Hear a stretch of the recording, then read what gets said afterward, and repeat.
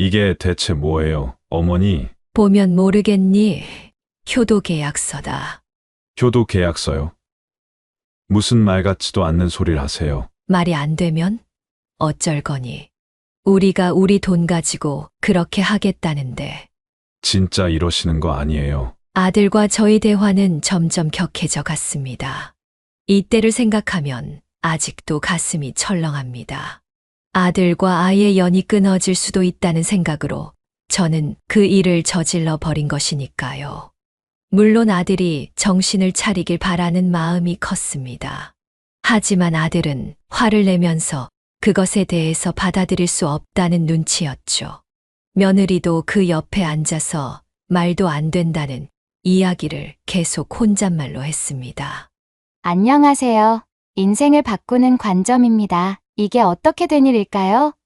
지금 어머니가 아들에게 효도계약서라는 것을 내밀었고 이에 어이없어하는 아들과 며느리인데요. 오늘은 부모 살림 다 거덜내려 했던 아들과 며느리에게 큰 가르침을 주셨다는 박성자님의 사연입니다. 어떤 내용의 이야기일지 바로 들어보도록 하겠습니다. 안녕하세요.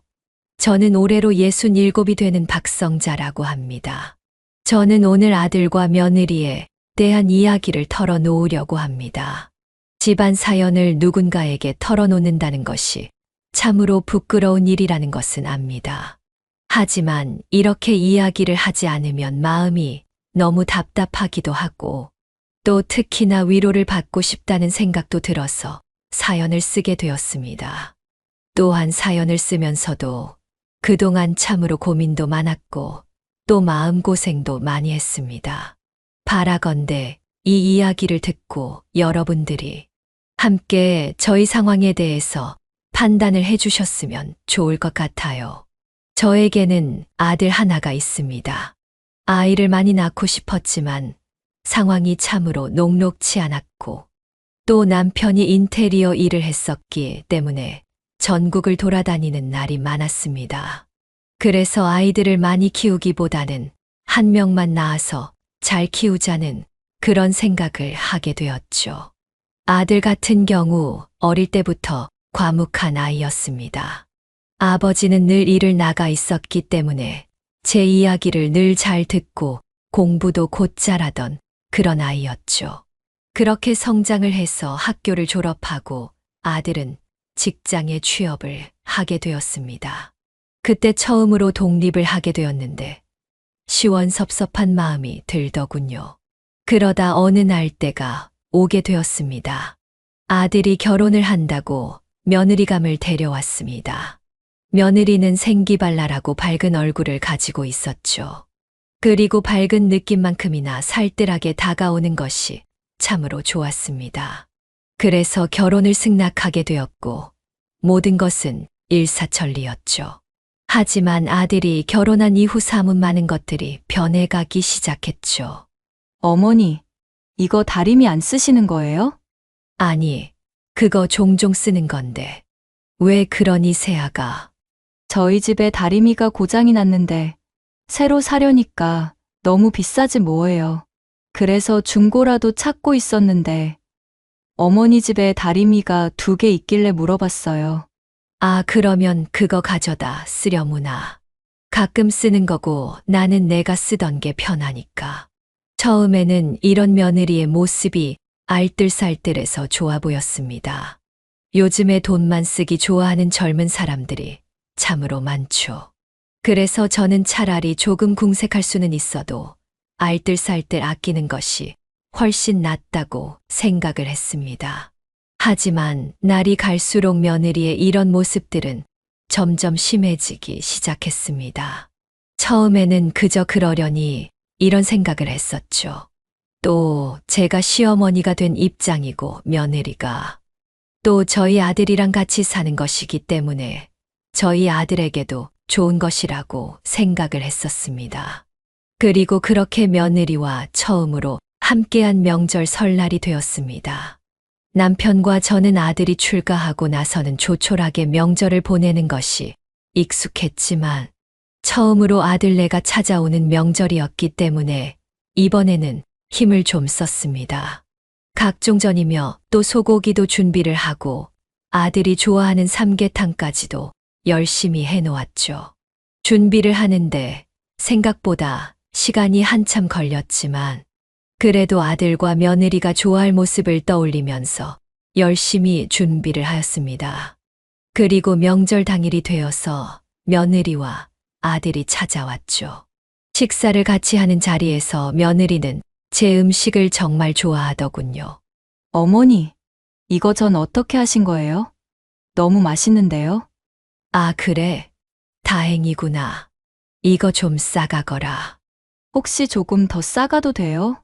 저희 어머니 드리면 진짜 좋아하실 것 같아요. 저는 오히려 그 이야기가 더 반가웠습니다. 자기 어머니를 생각하는 마음도 갸륵했고 또 제 음식이 그렇게 맛있었다니 기분이 좋았죠. 하지만 생각보다 아들네는 일찍 자리를 떴습니다. 왜 벌써 가니? 이제 장모님 댁에 들렸다가 저희도 좀 쉬고 일할 게 있어서요. 일이 그렇게 바쁘니 아시잖아요. 요즘 회사에서 살아남으려면 쉽지 않아요. 계속 무한 경쟁이에요. 아들의 말에 저는 아쉬웠지만 또 요즘처럼 경쟁이 심한 시대에는 어쩔 수 없구나 그런 생각도 들었죠. 그런데 갑자기 며느리가 캐리어에서 반찬통을 꺼내 음식을 담기 시작하는 게 아니겠어요? 온갖 반찬을 싹 쓸어 담더군요. 김치까지도 거의 반절을 가져가는데 솔직히 속으로 너무 많이 가져간다는 생각이 들었습니다. 안 그래도 제가 아련히 잘 싸줬을 텐데 며느리는 저에게 묻지도 않고 냉장고를 싹 다 뒤져가며 먹을 만한 건 전부 다 챙겼습니다. 너무 어이가 없어 아무 말도 나오지 않았어요. 저와 남편이 많이 먹는 건 아니더라도 그래도 어느 정도 기간 동안 먹을 양을 맞춰서 만들어 놓은 것인데 말이에요. 그렇게 아들과 며느리가 떠나자 음식의 절반은 사라졌고 또 설거지 거리만 잔뜩 남아있더군요. 저는 다소 속상하고 허무한 느낌이 들었습니다. 여보, 너무 음식을 많이 가져간 것 같아요. 그럴 수 있지. 뭘 그런 거 가지고 그래? 당신 음식 맛있다고 하면서 먹었으니까. 그거면 됐지 뭐. 그래도 좀 아니지 않나 싶기도 하고. 음식 가지고 너무 많이 가져가네 뭐네. 우리 나이에 따지는 것도 그렇고. 뭐 우리 아들도 잘 먹을 테고 사돈네도 잘 먹을 테니까 좋은 일이지 뭐. 그런가요? 그래도 좀 그렇네요. 저는 남편과 이야기를 하면서도 찝찝하고 좀 그렇다는 생각을 하게 되었습니다. 아깝다는 것은 아니었지만 그래도 이건 좀 선을 넘은 것은 아닌가 그런 생각이 솔직히 있었죠.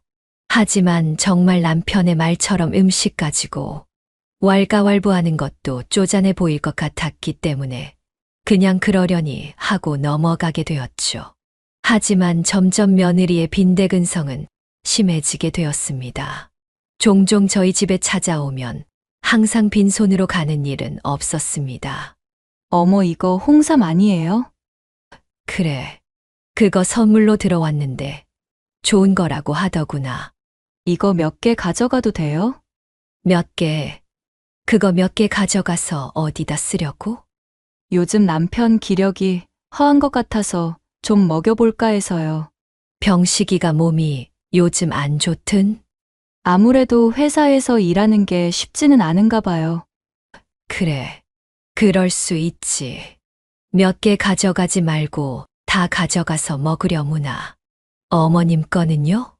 우리야 뭐 아픈 데도 없고 또 선물 들어오면 그거 먹으면 되니까. 저는 이렇게 이야기를 할 수밖에 없었습니다. 며느리가 아들을 내세워서 뭐가 필요하다 말다 그러는데 딱 잡아서 안 된다고 하는 것도 야박해 보인다는 생각을 했기 때문입니다. 그래서 결국에 순순히 저희가 먹을 건강식품 같은 것들까지도 며느리의 손에 들려보내게 되었죠. 그러다가 사돈댁의 생일이 되어서 한번 저희가 방문을 하게 되었습니다. 아이고, 이렇게 초대해 주셔서 감사합니다.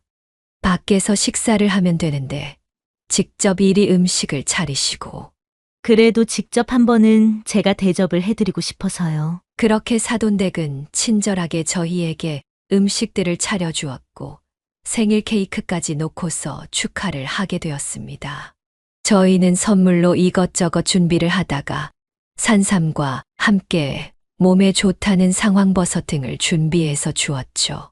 고가의 선물이었지만 그래도 사돈댁에 처음으로 방문한 것이었고 또 음식 대접을 받는 만큼 이 정도 선물은 준비해야 할 것 같았습니다.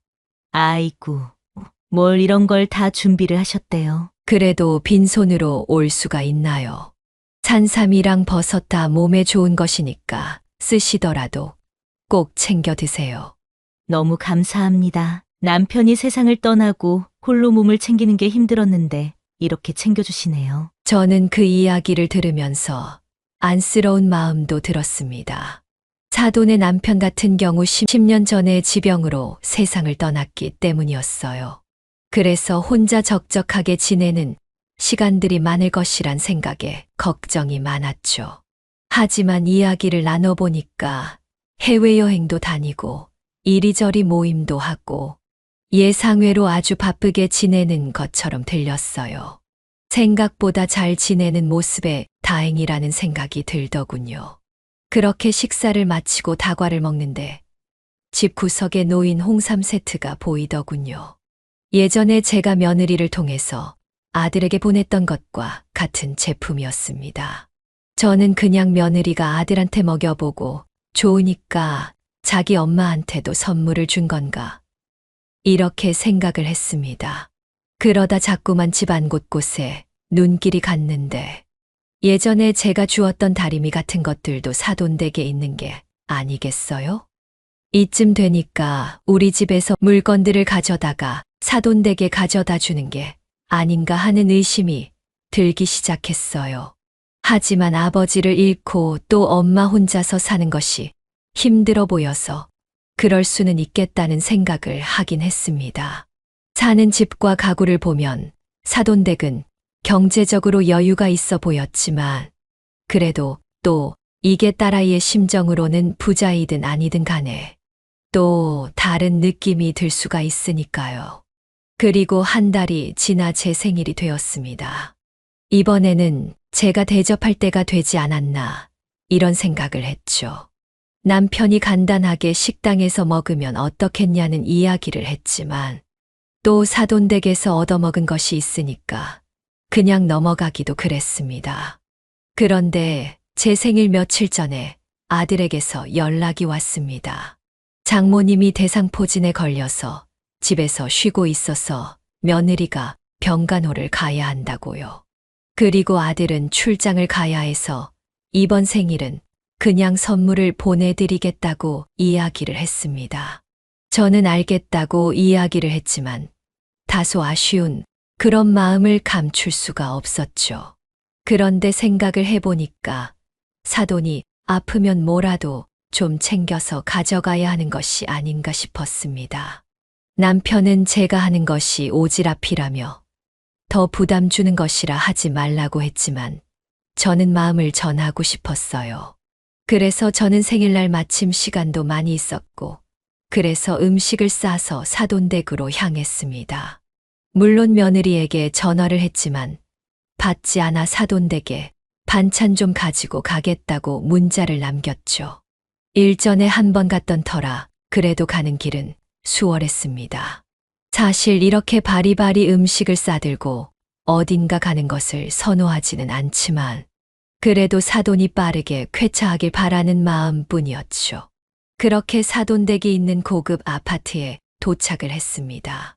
저희 집도 못 사는 편은 아니었지만 확실히 사돈댁은 상당한 부자라는 것이 아파트 전경에서부터 드러났습니다. 결혼을 할 때 사돈댁이 좋은 집안이었다는 것도 결혼을 승낙할 때 분명 무시할 수 없는 부분이었었죠. 이렇게 이런저런 생각을 하면서 사돈댁으로 향했습니다. 1202호라는 숫자를 보고서 벨을 눌렀습니다. 하지만 아무런 응답이 없었습니다. 어디 나갔나? 저는 이런 생각도 들었습니다. 대상포진 같은 경우 워낙 아프기 때문에 병원에 가서 링게를 맞는 그런 경우도 있으니까요. 입원까지 하기도 하고요. 그래서 혹시나 저는 그런가 싶어 아들에게 전화를 걸었지만 받지 않더군요. 아들이 안 받으니 며느리에게 전화를 했습니다. 역시나 통화가 되질 않았습니다. 상황이 이렇게 되자 싸온 음식을 어쩔까 고민을 했죠. 저는 일단 다시 내려와서 경비실로 향했습니다. 일단 혹시나 해서 경비실에 물어보면 알까 싶었기 때문입니다. 안녕하세요. 저 1202호 사돈되는 사람인데요. 혹시 1202호 사람이 없던데 어디 가신지 아시나요? 경비실에 이런 걸 말하고 다니는 사람은 없기 때문에 당연히 모를 것이라 생각을 했습니다. 하지만 경기실에서는 의외로 알고 있더군요. 1202호 사모님이요. 며칠 전에 어디 가시는 것 같던데요. 그래요? 알겠습니다. 저는 며칠 전에 나갔다고 한다면 병원에 입원을 했나 이런 생각을 했습니다. 괜히 걱정 끼치기 싫어서 말하지 않았나 싶기도 했고요. 애써 여기까지 왔지만 일단은 되돌아가는 것이 좋을 것 같다는 생각을 했습니다. 그렇게 집에 가려고 천천히 근방으로 나가 택시를 잡으려고 했습니다. 하지만 잘 잡히질 않더군요. 그렇게 조금 시간이 흘렀는데 좀 지치기도 했고 또 화장실도 잠깐 들르고 싶다는 생각이 들었습니다. 그래서 아파트 바로 앞에 있는 카페에 들리게 되었죠. 저는 차를 한 잔 시킨 뒤에 화장실에 다녀와 오랜만에 카페에서 차를 마시던 중이었습니다. 그런데 멀리서 익숙한 차 한 대가 보이더군요. 아들 차와 똑같은 차가 천천히 서행을 하면서 아파트로 들어가는 모습이 보였습니다. 물론 아들 차와 같은 기종이 한두 대는 아니었기 때문에 뭐 그러려니 하고 넘어갈 수도 있었죠. 하지만 저는 문득 그냥 직감적으로 혹시나 하는 마음에 급하게 다시 사돈댁이 있는 아파트 안으로 들어가게 되었습니다. 그러자 멀리서 트렁크에서 짐을 내리고 있는 아들과 며느리 그리고 사돈의 모습이 보였습니다. 트렁크에서 캐리어 서너 개를 꺼내는데 병원을 다녀온 느낌은 아니었습니다. 사돈도 선글라스까지 끼도 있었고 며느리도 화려한 복장을 하고 있더군요. 저러고서 병원에 가는 사람들이 있을 리가 없었죠. 그래서 저는 순간 깨달을 수 있었습니다. 지금 몰래 여행을 다녀온 것이라는 것을요. 확실히 멀리서 지켜보니 기분 좋았는지 왁자지껄한 소리가 들렸습니다. 그제야 저는 분노가 일었습니다. 제 손에 들린 음식들이 참으로 뭐랄까요? 저의 멍청함 때문에 수치스럽게 느껴진다고 해야 할까요? 그런 기분을 느낄 수가 있었죠. 아마도 사돈과 아들 부부는 놀러 갔다 온 것이 틀림이 없었습니다. 저는 놀라간 것 자체가 그렇다기보다는 거짓말을 하면서까지 저를 속였다는 것 자체가 굉장히 충격적이었습니다. 저는 곧바로 집으로 돌아오게 되었습니다. 거기 더 서서 멍하니 있어봤자 저만 처량한 신세가 될 뿐이기 때문이었습니다. 그리고 휴대폰을 확인해 봤는데 여전히 제가 부재중 통화를 남겼던 것에 대해서는 답장이 오지 않은 상태였죠. 아마도 여행을 갔다 오느라 정신이 없었던 모양입니다. 저는 다시 한번 며느리에게 문자를 보내봤습니다. 어디니? 사돈댁에 들려서 음식 좀 주려고 하는데 아플 땐 잘 먹어야 하니까 내가 음식을 좀 해다 주면 좋을 것 같다. 그러자 이번에는 금방 문자가 날아왔습니다. 아니에요, 어머니. 엄마가 지금은 몸이 좋아지시고 있고 오늘 병원에 가서 하루 정도 입원하실 거라고 들었어요. 말씀만으로도 감사해요, 어머니. 이렇게 문자가 온 것이었습니다. 거짓말이 참으로 능숙하다는 생각이 들었죠. 이번에는 아들에게 문자를 보내보았습니다. 얘야, 출장 갔다던 일은 어떻게 됐니? 별일 없는 거니? 물론이죠, 어머니. 잘 끝내고 이제 들어갈 거예요. 저는 아들의 거짓말에도 기가 찼습니다. 그렇다면 아까 본 것은 제가 헛개비를 본 것일까? 이렇게까지 생각이 들었습니다. 차라리 헛개비를 본 것이라면 더 나을 것 같았죠. 그랬다면 오히려 마음에 상처를 입지는 않았을 테니까 말입니다. 아들과 며느리가 입에 침도 바르지 않고 이렇게 거짓말을 하는 것에 대해서 도저히 용서가 안 되었습니다. 머릿속에는 어느새 그 생각만이 맴돌았어요.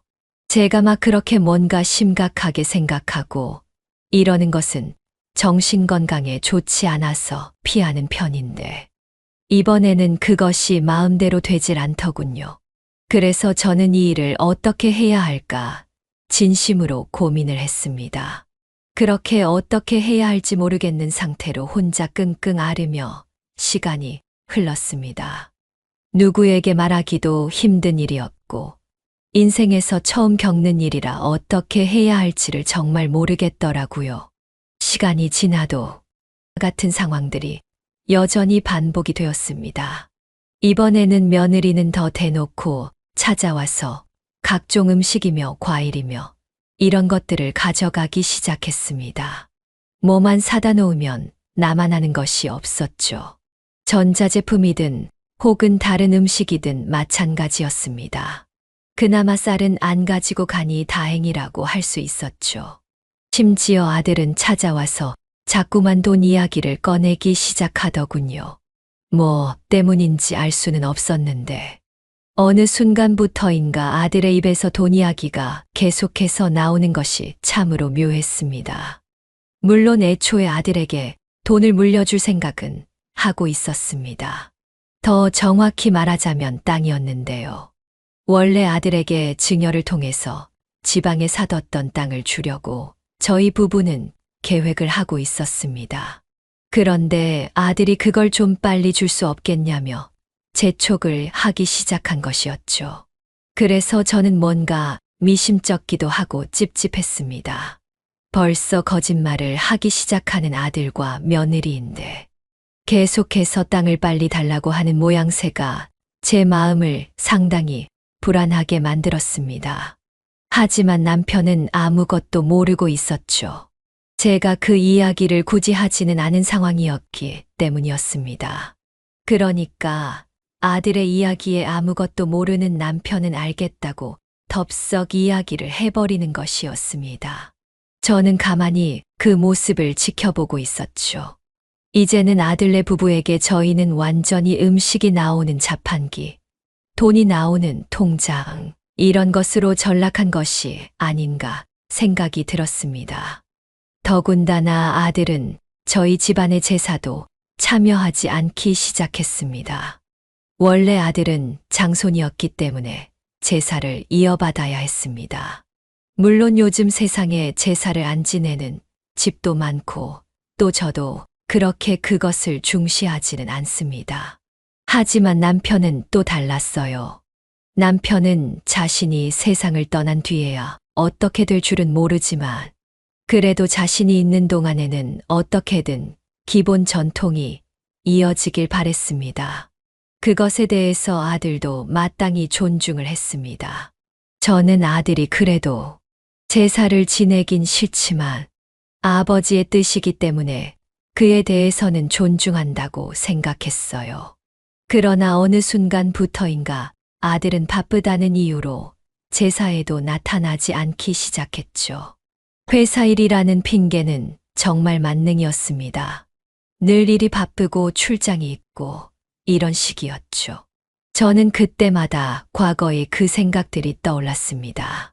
제 생일날 아들이 장모와 함께 몰래 여행을 다녀왔던 사건 말이죠. 그건 계속해서 트라우마처럼 제 머릿속에 계속 남아서 맴돌았습니다. 그러던 와중 저는 더 충격적인 사건을 맞이하게 되었습니다. 어느 날은 아들 부부가 저희와 사돈을 모시고 여행을 가고 싶다고 하더군요. 좋은 리조트를 잡아놨다고 하면서요. 일전에 그런 일이 있었기에 저는 딱히 내키지는 않았습니다만 그래도 남편이 내심 엄청 좋아하는 것 같아서 함께 동행을 하게 되었습니다. 그렇게 함께 하게 된 여행은 의외로 좋았습니다. 저도 서운하고 또 마음 속에 삭힌 부분들이 있었기는 했지만 그냥 참고 넘기는 게 서로를 위해 좋지 않을까 생각이 들 정도요. 남편에게 그날 일을 굳이 말하지 않은 이유는 남편까지 그 일을 알게 되어서 괜히 역정을 내거나 마음의 상처를 안는 일이 없길 바라는 마음이 컸기 때문이었죠. 우리는 동해를 구경하기도 하고 또 한참이나 해안을 걸으면서 이런저런 이야기를 나누기도 했습니다. 저녁에는 조개구이들을 먹었는데 상당히 맛있었고 기분도 좋았죠. 또 계산도 사돈댁이 해준다고 해서 감사히 먹을 수가 있었죠. 그리고 저녁이 되어서 저희는 각자 예약해 둔방으로 가게 되었습니다. 남편과 함께 묵는 숙소는 굉장히 깔끔하고 좋았는데 바다 전경이 보이는 뷰가 아름답고 운치가 있었습니다. 저는 저녁 시간이 지났을 무렵 숙소에서 나와 아들 방으로 향했습니다. 저희 방은 6층이었고 아들 방은 5층에 있었는데 잠깐 이야기 좀 하기 위해서였습니다. 제 마음도 정리가 어느 정도 되었고 혹시나 그 일에 대한 제가 모르는 오해를 풀기 위해서 그리고 만약 제가 본 사실이 맞다면 그동안의 일들을 이야기하며 아들이 이제부터는 제대로 정신을 차리고 거짓말을 차라리 하지 않고 반성하길 바라는 마음에서였습니다. 하지만 아들과 며느리는 방에 없는 듯 했습니다. 노크를 해도 따로 대답이 없더군요. 아들에게 전화를 걸었습니다. 그런데 통화 중이더군요. 저는 그래서 리조트 4층에 위치한 공용 공간으로 향했습니다. 이곳 리조트 같은 경우 4층의 뷰가 좋은 쉴 수 있는 공간과 함께 카페나 편의점 같은 시설이 있는 곳이었습니다. 그래서 그곳에서 잠시 생각을 좀 해보려고 했습니다. 사실 오늘 아들에게 그간 내가 진실을 알고 있었다. 하지만 내가 모른 척하고 넘어갈 테니 다음부터는 그러면 안 된다. 이런 이야기를 해보려고 했습니다. 제가 이런 말을 하지 않으면 앞으로도 비슷한 상황이 반복될 것이라고 생각을 했기 때문입니다. 그런데 카페 저 귀퉁이에서 창밖을 보면서 바깥을 바라보며 통화를 하고 있는 익숙한 뒷모습이 모였습니다. 아들이었습니다. 저는 아까부터 도대체 누구랑 그렇게 전화를 하는지 궁금했습니다. 저는 카페 라운지에 들어가서 아들에게 말을 걸려고 하는데 아들의 통화 이야기가 들렸습니다. 아, 모르겠어. 노인네들이 돈을 줄지 모르겠네. 아니, 당장 아버지가 주시겠다고는 했는데 그거 현금화 시키는데 시간이 얼마나 들어갈지 모르겠단 말이야. 그리고 그 돈으로 장모님이랑 집을 합치기로 했는데 뭐 불편하긴 하지만 그래도 어차피 집도 넓어지고 훨씬 큰 곳으로 갈 수 있을 테니까 좋을 것 같아. 저는 아들의 통화를 듣고는 충격에 빠질 수밖에 없었습니다. 지금 제가 듣고 있는 이야기들이 현실인지 잘 분간이 안 되었습니다. 결혼을 처음 할 때 돈도 아낄 겸 그리고 아들네 부부가 돈도 모을 겸 해서 저희랑 같이 사는 게 어떻냐고 물어봤던 적이 있었습니다. 하지만 아들은 한사코 반대를 했었죠. 자신들이 이제는 알아서 살아야 할 때라면서 반대를 했었는데요. 하지만 지금 들려오는 이야기는 사돈댁과 집을 합쳐서 산다는 이야기를 하고 있는 것이었습니다. 저희와는 전혀 어떤 상의도 없었고 또 언질도 없었습니다. 물론 다 큰 성인이고 자기가 살 방법은 자기가 결정한다고는 하지만 이내 마음에 섭섭한 마음이 커졌습니다. 그리고 특히 왜 우리 부부가 가지고 있는 땅을 그렇게 빨리 원하는지도 알게 되었습니다. 아들이 사돈댁과 집을 합칠 때 최고급 주택으로 들어가려는 것 같았습니다. 그래서 돈이 더 필요했던 것 같았죠. 저는 더 이상 듣지 않고 돌아섰습니다. 차마 듣지 못할 걸 들을까봐 겁이 났기 때문입니다. 그런데 그 뒤로 이어지는 이야기도 충격이었죠. 당연히 부모님보다는 장모님 댁이지. 돈이 훨씬 많잖아. 그쪽에 줄을 서야 뭐 떡고물이라도 떨어지지. 우리 부모님 아무것도 없어. 거기 붙어서는 평생 떡고물 하나도 못 먹어. 이런 이야기를 아무렇지도 않게 대놓고 하는 것이었습니다. 아무리 모르는 사람들과 있는 공간이라지만 부끄럽지도 않은가 싶었습니다. 저런 불효막심한 이야기를 아무렇지 않게 하는 것을 보고서 저는 제 아들이 맞나 싶었습니다.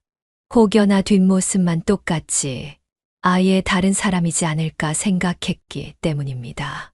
하지만 목소리도 똑같았고 그 특유의 말투 또한 똑같았죠. 전화하는 그 남자는 틀림없이 제 아들이었습니다. 저는 그대로 바로 숙소로 향하지 못했습니다. 1층으로 나와서 잠시 리조트 주변을 거닐었습니다. 눈물이 나는 것을 겨우겨우 진정시키기 위해서였습니다.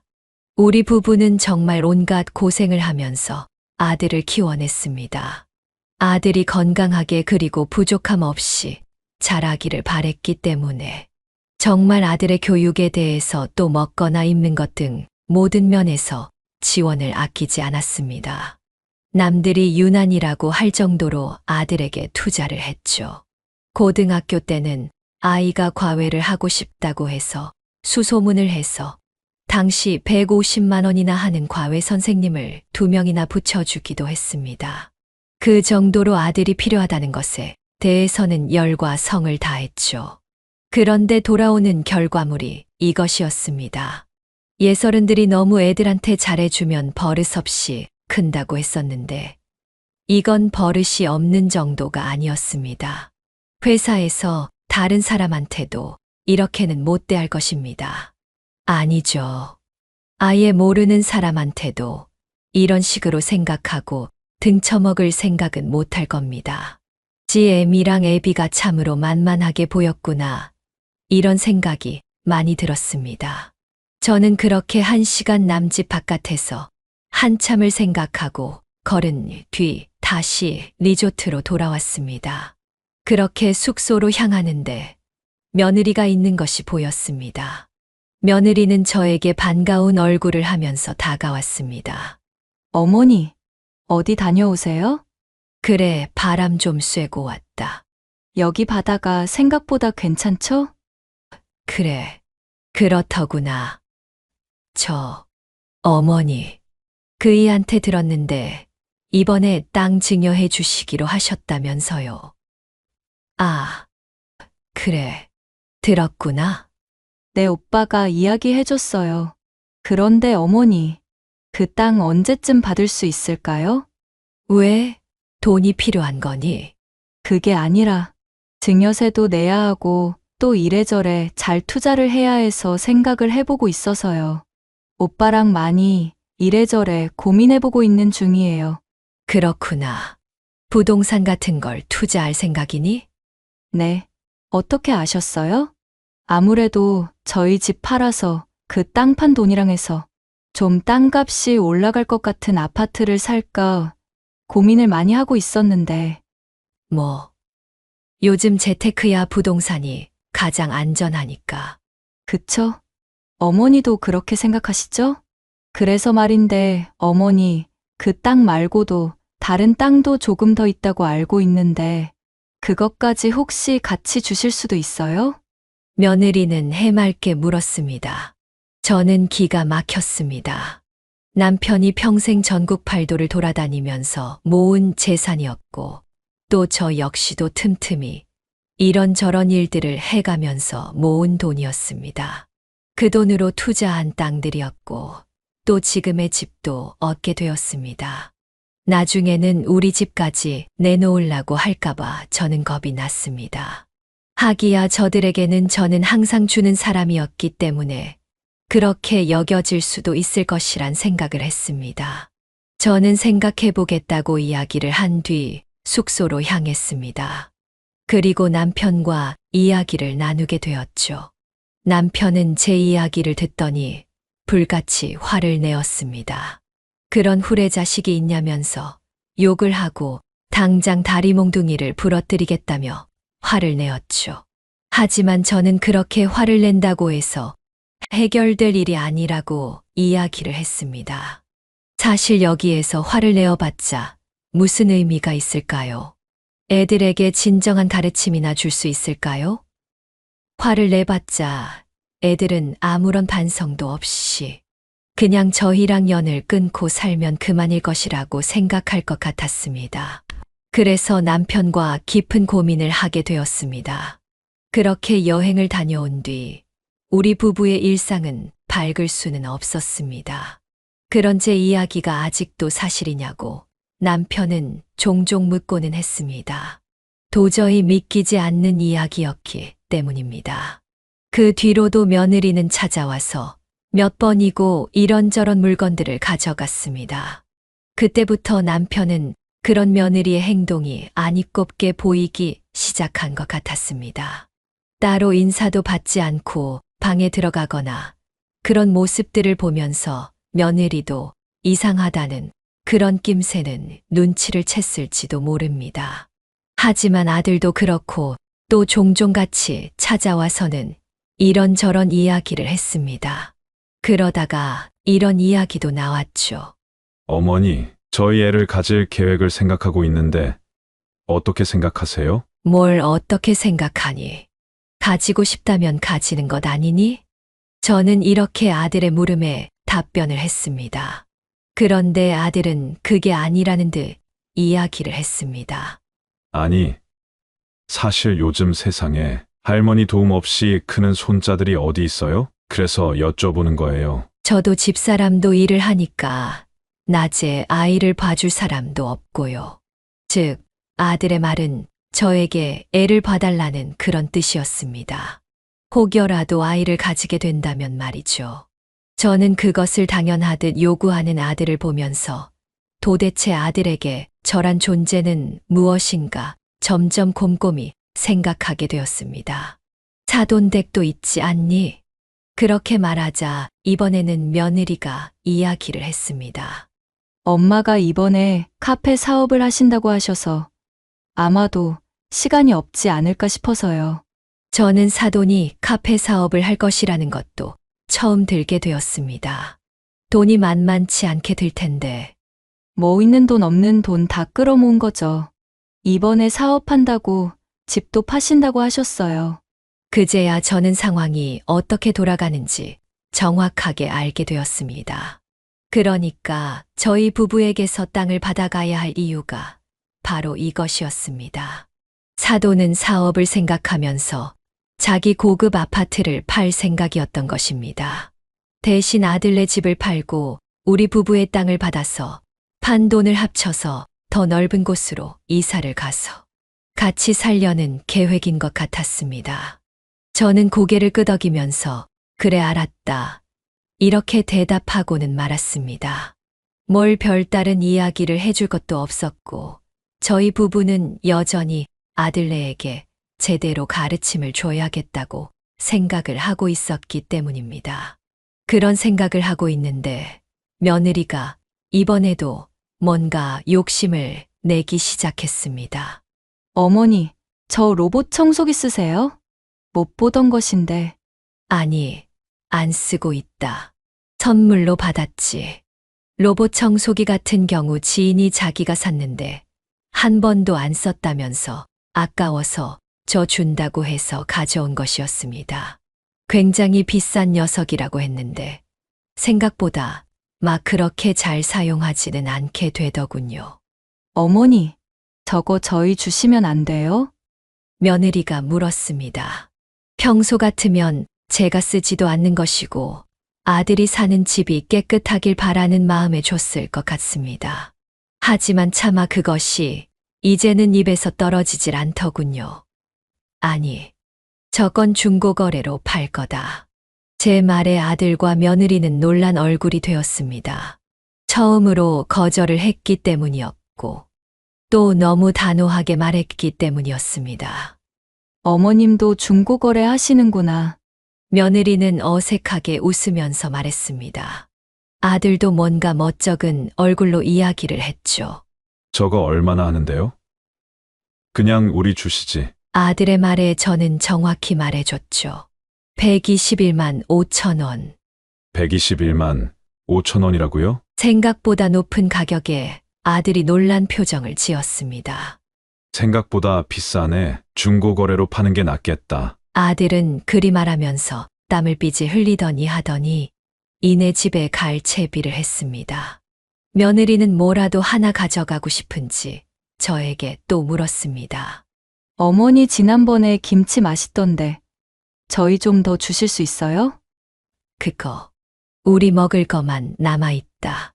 저는 다시 한번 단호하게 대답을 했습니다. 더 이상 며느리에게 끌려가서는 안 된다고 생각을 했죠. 아들은 오늘따라 왜 이러냐는 얼굴을 했지만 저는 그냥 무시를 해버렸습니다. 그리고 그렇게 아들 부부가 사라지고 나서는 더욱 곰곰이 생각을 했죠. 그리고 그날 밤 남편과 상의를 하게 되었습니다. 아무래도 우리 땅을 주는 것은 아닌 것 같아요. 하지만 주기로 했잖아. 그거 안 준다고 하면 난리가 날 텐데. 남편이 그래도 될까 하는 얼굴을 했죠. 하지만 오늘까지 아들네를 본 저의 입장은 바뀔 수가 없었습니다. 생각해봐요. 우리를 그저 돈줄로만 보고 있었다는 것도 그렇고, 올 때마다 이거 달라 저거 달라, 땅 달라는 이야기뿐이잖아요. 심지어 제삿날에도 제대로 오지도 않고, 또 이번 당신 생일에는 어땠어요? 이번 남편 생일에도 마찬가지였습니다. 아들은 뭔가 택배로 홍삼 같은 걸 보냈는데 축하한단 연락 한 번 하지 않았죠. 그러다가 또 며느리와 방문을 할 때마다 음식이든 물건이든 전자제품이든 뭔가를 꼭 하나씩 들고 갔습니다. 저는 그래서 이번 설이야말로 제대로 아들과 며느리에게 이야기를 하자는 생각을 했습니다. 그리고 그렇게 설이 다가오게 되었죠. 저는 이번 설에 아들과 며느리가 방문을 하자 이렇게 이야기를 했습니다. 잠깐 앉아봐라. 그리고는 밥도 먹기 전에 서류를 2장 내밀었죠. 그 안에는 제가 그동안 생각했던 다양한 내용들이 담겨 있었습니다. 이런 식으로 이야기를 하고 싶지는 않았지만 어쩔 수 없구나. 이게 뭔데요? 어머니, 아들이 서류를 바라보면서 물어봤습니다. 서류는 바로 효도계약서, 즉 부양계약서였습니다. 효도계약서라니 낯선 분들이 계실 텐데요. 뉴스에서 가끔 볼 수 있을 만큼 우리나라에서는 이미 부모의 돈을 노린 자식들이 그 돈을 빼돌리고 자신은 호가호위를 누리면서 부모를 버리는 사건들이 제법 있었죠. 얼마 전 우연히 본 뉴스 하나가 제가 이 서류를 쓰게 된 시발점이 되었습니다. 그 뉴스에서는 아들 명의로 오피스텔 등을 물려준 아버지가 있었는데 아들이 이것을 물려받은 뒤 전혀 부양의 의무를 하지 않아서 아버지가 고소를 했다는 내용이었습니다.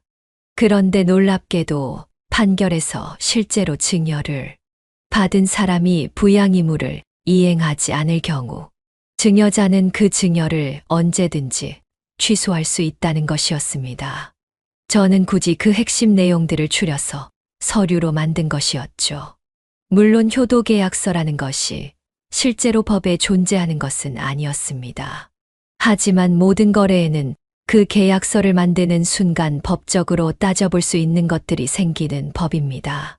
저는 그래서 효도계약서라는 것을 정말 유치하지만 40이 다 되어가는 아들에게 내밀었습니다. 아들은 그것을 받아들고 불쾌하다는 표정을 지었습니다. 어머니, 제가 못한 게 뭐가 있다고 이러세요? 그러자 이번에는 남편이 나서서 분노를 참으며 이야기를 했습니다. 다 들었다. 내 놈이 왜 그렇게 우리 땅을 독촉하면서 달라는지 사돈 모시고 살 생각이더냐? 아들과 며느리는 남편의 말에 놀란 표정을 지었습니다. 나는 사돈을 모시고 사는 것에 반대할 생각은 없다. 오히려 잘된 일일 수도 있지. 사돈은 혼자서 사니까. 다만 너희는 뻔뻔하게 거짓말을 하고 우리 땅을 달라고 독촉을 했다. 그리고 우리를 돈줄로 보고 음식이나 만드는 식모 취급을 해왔다는 것. 부정할 수 있어. 남편의 말이 벼락같이 떨어졌습니다. 그러자 며느리도 아들도 아무런 이야기를 못했죠. 계약서 잘 보거라. 저는 그러면서 계약서의 조항 하나하나를 이야기해 줬습니다. 우리가 정확히 가진 재산은 그 아래 써 있다. 내가 얼마큰 효도를 하느냐에 따라서 가져가는 지분이 달라질 거야. 나머지 재산은 우리 남은 여생 편하게 보내는데 쓸 거 빼고 전부 사회에 환원할 거다. 기부한다는 이야기야. 그 말에 며느리와 아들은 난처한 얼굴이 되었습니다. 아니, 아무리 그래도 어머니, 이건 너무. 며느리가 말했습니다. 그리고 사돈댁에도 이 이야기는 해둘 거다. 너희들 행실을 아는지 모르는지 모르겠지만 적어도 이건 우리가 받아야 할 최소한의 대우이자 너희에게 하는 경고야. 우리는 널 키울 만큼 키웠고 그 의무를 다했다. 남편이 칼같이 이야기를 하자 아들은 고개를 푹 숙였습니다. 이런 식으로 아들에게 효도계약서라는 것까지 매밀 줄은 꿈에도 상상을 못했습니다. 너무 하세요. 진짜로 이건 아닌 것 같아요. 저희가 잘못을 했다면 얼마나 잘못했다고. 어떻게 이렇게 저희에게 냉정하게 구실 수가 있어요? 음식 그거 몇 개 가져다 먹었다고 이러시는 거예요? 맞아요, 어머니? 저희가 음식을 좀 가져가고 얌체스럽게 군 건 사실이지만 이렇게까지 하시는 건 완전히 남만도 못한 거예요. 그리고 주시기로 한 땅 그거 주셔야지. 이렇게 말을 바꾸시면 저희는 어떻게 해요? 저희도 나름대로 계획을 세워둔 것들이 있는데요. 며느리와 아들은 발에 불똥이 떨어진 듯 말을 내뱉기 시작했습니다. 그들의 이야기를 들으니 더 억장이 무너지는 것 같았죠. 확실히 지금 며느리와 아들의 눈에는 저희가 돈으로 보이는 것이 분명했습니다. 생각을 바꿀 일은 없다. 그것 계약서대로 하고 싶다면 사인을 하고 아니라면 우리는 우리대로 계획을 세워서 돈을 쓸 거다. 저는 냉정하게 말했습니다. 하지만 이렇게라도 애들에게 정신을 바싹 차리도록 만들어야 했습니다. 요즘 세상이 아무리 거꾸로 돌아가고 요지경이라고 하지만 제 부모 살 파먹는 짓을 부끄럽지 않게 여기는 것은 도리를 벗어난 일이었습니다. 짐승도 그렇게는 살지 않기 때문이죠. 그렇기 때문에 저는 이 모든 것들을 바로 잡기 위해서 이 계약서를 내밀게 된 것이었습니다. 저는 계속해서 말을 이어갔습니다. 부모에게 지원할 생활비 액수, 부모의 주거 및 생활환경에 대한 지원 방법, 정서적인 교류 방법과 횟수 등이 다 빈칸으로 되어 있을 거다. 그건 너희가 알아서 결정을 할 사안이야. 그리고 재산은 n분의 1씩 조금씩 증여를 할 거야. 하는 만큼 돌아간다는 이야기지. 저는 이렇게 말을 하면서도 속이 참담한 것은 어쩔 수가 없었습니다. 그러나 진짜 아들 며느리네와 연을 끊고 살 수는 없었고 또 이들을 아직 바로 잡을 시간이 있다는 생각이 들었기 때문입니다. 그날 설에는 식사 자리는 없었습니다. 그렇게 아들네가 돌아가고 나서 남편과 저는 식탁에 앉아 이야기를 했습니다. 이게 잘한 일일까요? 제 물음에 남편은 말했습니다. 당신이 이 제안을 했을 때 나는 이게 맞구나 싶었어. 이렇게라도 가르치지 않으면 저 놈들 완전히 우리가 키웠다는 게 부끄러운 놈들이 될 거야. 저는 고개를 끄덕일 수밖에 없었습니다. 지 부모도 돈줄로만 보는데 밖에 나가서는 얼마나 많은 사람들에게 해악을 끼치며 살게 될까요? 이런 생각을 한다면 적어도 지금 다소 말도 안 되는 것 같고 힘들지만 이렇게라도 해서 정신을 차리도록 만드는 것이 맞다는 생각이 들었죠. 그리고 적어도 정신이 제대로 박혔다면 이렇게까지 지 부모가 이야기를 하는데 어떤 뜻인지 못 알아들으리라고는 생각하지 않았습니다. 만약 좋은 대학의 대기업까지 들어간 아들이 이것을 보면서 어떤 반성도 하지 못한다면 그것이야말로 최악이었죠. 그것이야말로 저희 부부가 평생을 갈아 넣어서 키운 아들 농사에 실패했다는 뜻이기 때문이었습니다. 그렇게 한 달여간 아들과 며느리에겐 아무런 소식도 없었습니다. 저희 부부는 조용히 기다리기로 했습니다. 어떠한 응답이라도 있길 바라는 마음으로 있었죠. 어쩌면 그냥 이대로 연락이 끊길까 싶기도 했습니다. 왜냐하면 사돈에게도 장문의 메시지를 그날 당일 보냈기 때문이었습니다. 이런 일들이 있었는데 그것을 알고 계시냐? 어떻게 생각하시냐? 그래서 저희는 이런 결정을 내렸다는 이야기였습니다. 하지만 저는 굳게 다짐한 일을 했죠. 설령 이 일로 사이가 틀어진다고 한들 어쩔 수 없는 일 아닐까, 이렇게 마음을 먹었습니다. 사실 기존의 아들의 말로 들었던 그리고 며느리의 행동으로 파악했던 저희 처지라면 그것은 이미 부모, 시부모의 관계도 아니었습니다. 그냥 호구처럼 퍼주는 그런 노인일 뿐이었죠. 그리고 저희는 실제로 가지고 있던 땅들을 대부분 처분했습니다. 자식들에게는 말하지 않았었던 땅도 있었는데 그 부분까지 처분을 하자 재산이 제법 되었습니다. 노력하며 살아온 증거였죠. 그리고 우리 부부는 이것을 가지고 실제로 봉사활동을 다니면서 조금씩 기부를 하면서 살기로 했습니다. 남편도 인테리어 기업에서 고문 역할을 하면서 아직도 일을 하고 있었는데 은퇴를 결정했습니다. 이제는 정말로 우리를 위한 시간을 보내야겠다는 그런 생각을 했기 때문이었죠. 그렇게 남편이 퇴직을 하고 난 뒤에 아들에게 연락이 왔습니다.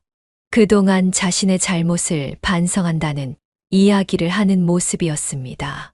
그리고 땅에 대해서는 주시던 안 주시던 상관없다는 이야기를 하는 것이었습니다.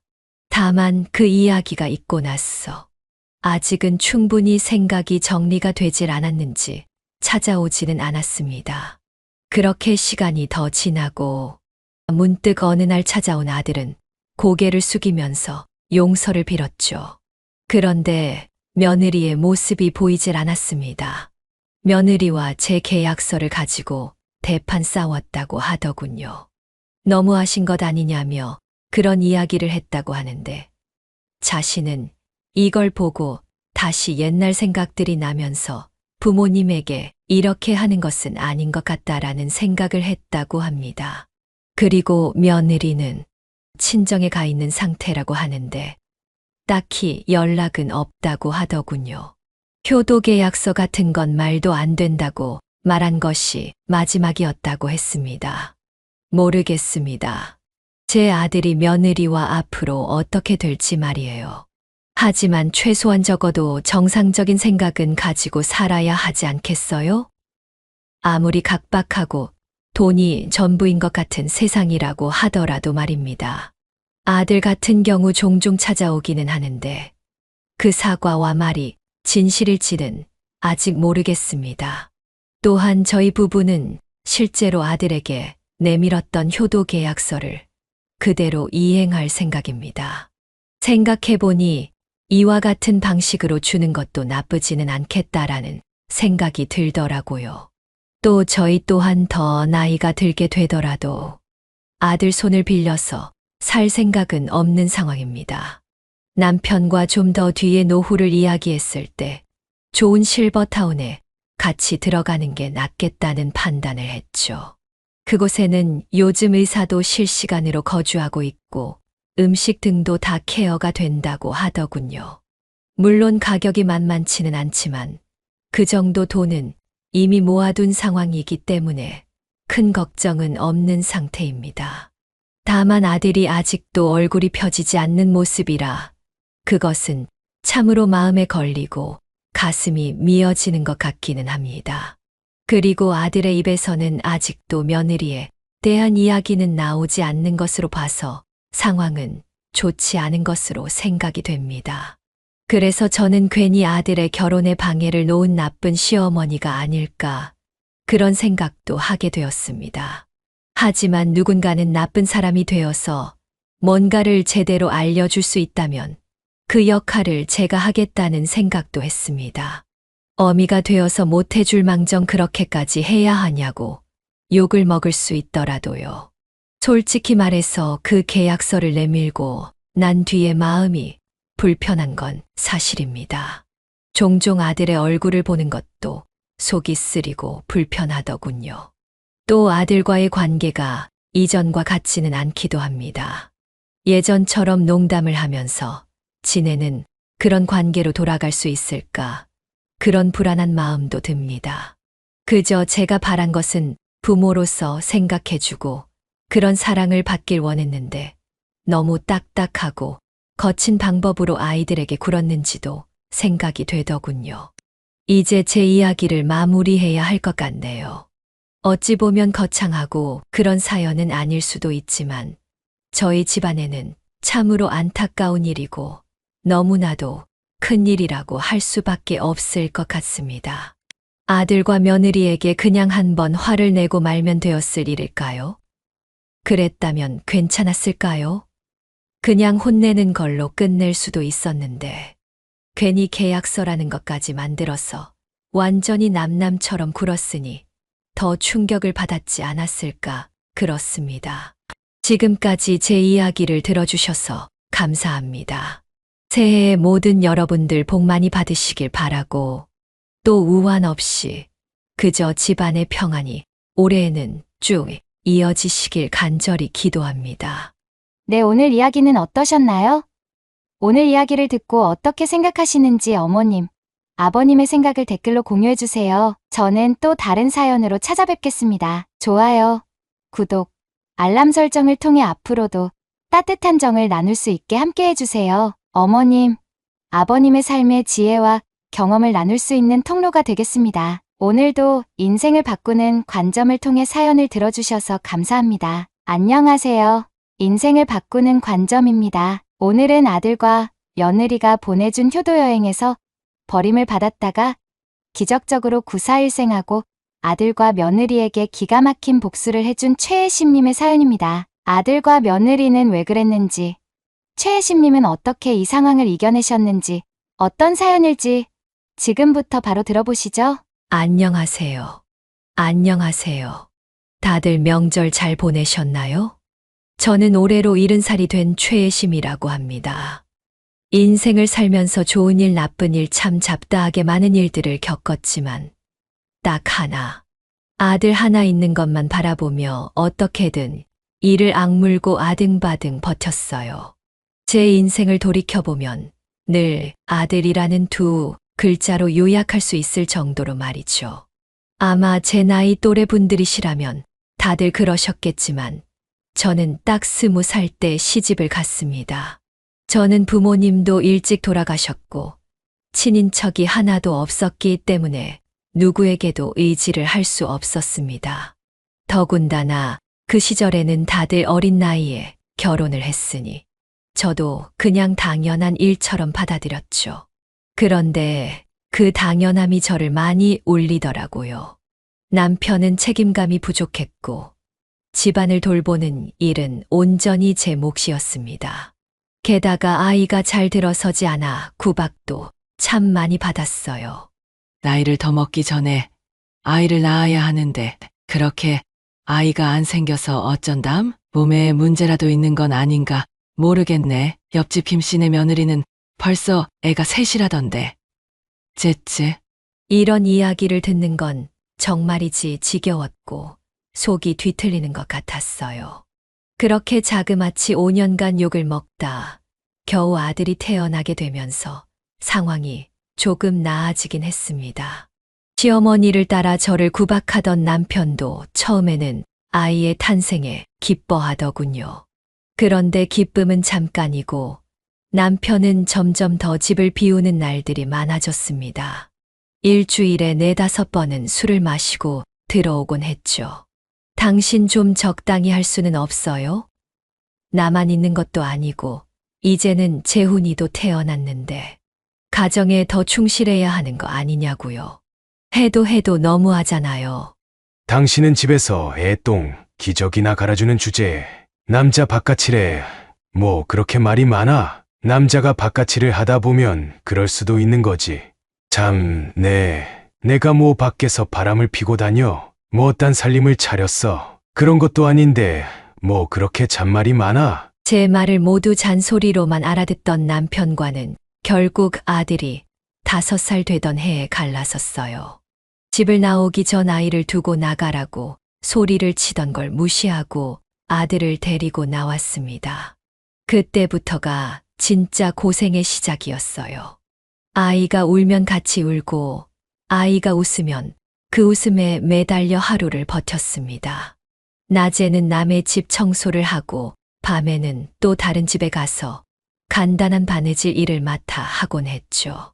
비 오는 날이면 집에 물이 새서 아이와 함께 바가지를 들고 자기도 했습니다. 솔직하게 말하면 너무 힘들었어요. 주저앉고 싶었고 모든 걸 다 포기하고 싶었습니다. 하지만 이렇게 힘들어하는 저와는 달리 아들은 어두운 표정을 짓지 않고 항상 밝게 웃어줬어요. 마치 제게 힘을 실어주는 것처럼 말이죠. 그리고 어느 날은 제게 이런 이야기를 해주더군요. 엄마, 나 이제 다 컸어. 엄마가 많이 힘들면 나도 돈 벌러 갈게. 아니야, 너는 공부만 해. 나중에 우리 아들 잘 되면 엄마는 그걸로 충분하다. 그렇게 아들 하나만 바라보며 이를 악물고 버티다 보니 아들은 대학도 가고 안정적인 직장도 가지게 됐습니다. 저는요, 그게 제 인생에서 가장 자랑스러운 순간이었어요. 누구의 도움 하나 없이 혼자 힘으로 아들을 키웠고 아들이 문제 없이 잘 자라줘서 그저 감사하기만 했습니다. 하지만 아들이 결혼을 하게 되면서 제 삶에도 조금씩 변화가 나타나기 시작했어요. 아들 내외가 맞벌이를 하다 보니 자연스럽게 손주들을 돌보는 일은 제 몫이 되었고 저는 기꺼이 그 역할을 받아들였습니다. 손주들을 돌보고 집안일을 도맡아 하면서도 힘들다는 생각은 안 했습니다. 오히려 내 자식이 잘 살고 있으니 그게 어디냐 싶었지요. 그리고 아들 내외와 함께 살고 있었기에 고맙다는 생각도 들었습니다. 며느리는 단 한 번도 저와 살면서 인상을 찌푸리거나 하는 일 없이 저를 굉장히 존중해주고 따랐거든요. 특히나 야근을 하고 들어오는 날에는 제게 늘 미안해하곤 했어요. 어머님 죄송해요. 회의가 길어지는 바람에 예준이 예성이 오늘 할머니 말 얌전히 잘 듣고 있었어? 말썽 피운 건 아니지? 예. 그런 건 일절 없었으니까 전혀 신경 안 써도 된다. 우리 예준이 예성이가 얼마나 얌전한데. 낮잠도 잘 자고 밥도 잘 먹었어. 요즘 일이 많이 바쁘지. 네. 아무래도 곧 진급 예정이다 보니 하루하루가 정말 정신이 하나도 없네요. 요새 집에 항상 늦게 들어와서 죄송해요, 어머님. 죄송할 것도 많다. 나는 괜찮으니까 아무 신경 쓰지 말고 일에나 집중해. 일하는 사람이 집안일까지 같이 신경을 쓰면 일이 손에 안 잡히는 법이야. 아들과 며느리는 제 자식들을 돌봐주는 제게 항상 고마워했고 용돈을 쥐어주기도 했습니다. 사실 이게 제 인생의 유일한 낙이었어요. 나이도 먹을 만큼 먹었고 원래는 요양보호사 일을 하고 있었지만 손주들이 태어나면서부터 일도 쉬고 있겠다. 인생의 낙이라는 게 뭐 별거 있나요? 늙음하게 손주들 재롱 떠는 거 보고 자식 잘 되는 거 보는 게 인생의 소소한 즐거움이지. 그래서 저는 아무런 불만이 없었습니다. 그런데 시간이 흐르면서 제 몸도 점점 지쳐갔습니다. 이제는 나이가 들어서 그런지 무릎도 아프고 허리도 자주 삐끗하기 일쑤였지요. 병원에 갈 때마다 의사 선생님은 집안일을 최소한으로 줄이고 쉬어야 한다고 말씀하셨지만 아들 내외를 생각하면 손을 놓을 수가 없었어요. 그래서 무릎과 허리에는 늘 파스를 붙이고 다녔고 되도록 아픈 티를 내지 않으려고 열심히 애를 썼습니다. 그러던 어느 날 아들 내외가 뜬금없이 제게 여행 이야기를 꺼내는 것이 아니겠어요?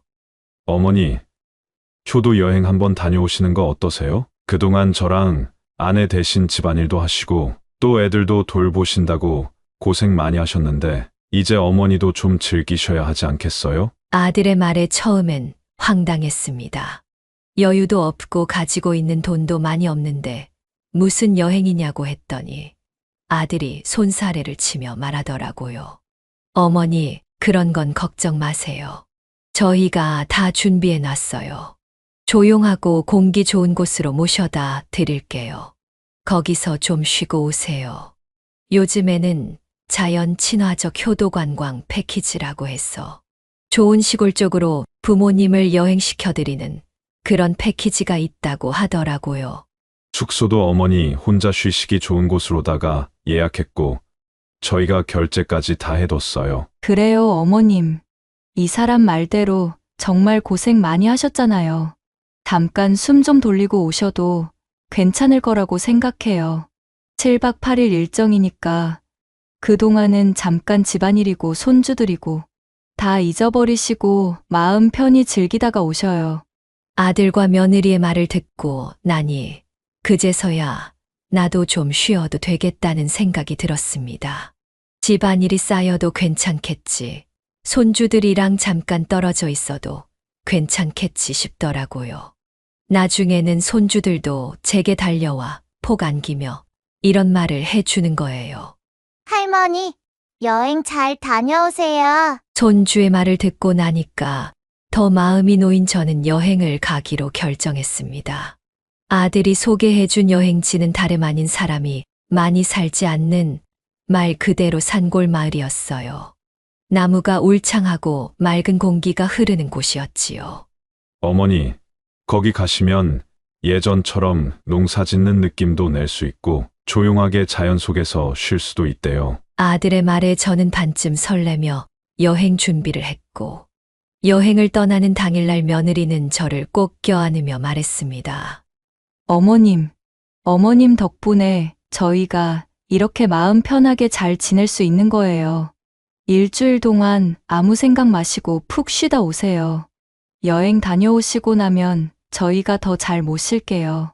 그 이야기를 듣는데 괜히 마음이 뭉클해지는 게 느껴졌어요. 아들 잘 키운 것도 모자라서 며느리도 참 잘 들였다 싶었죠.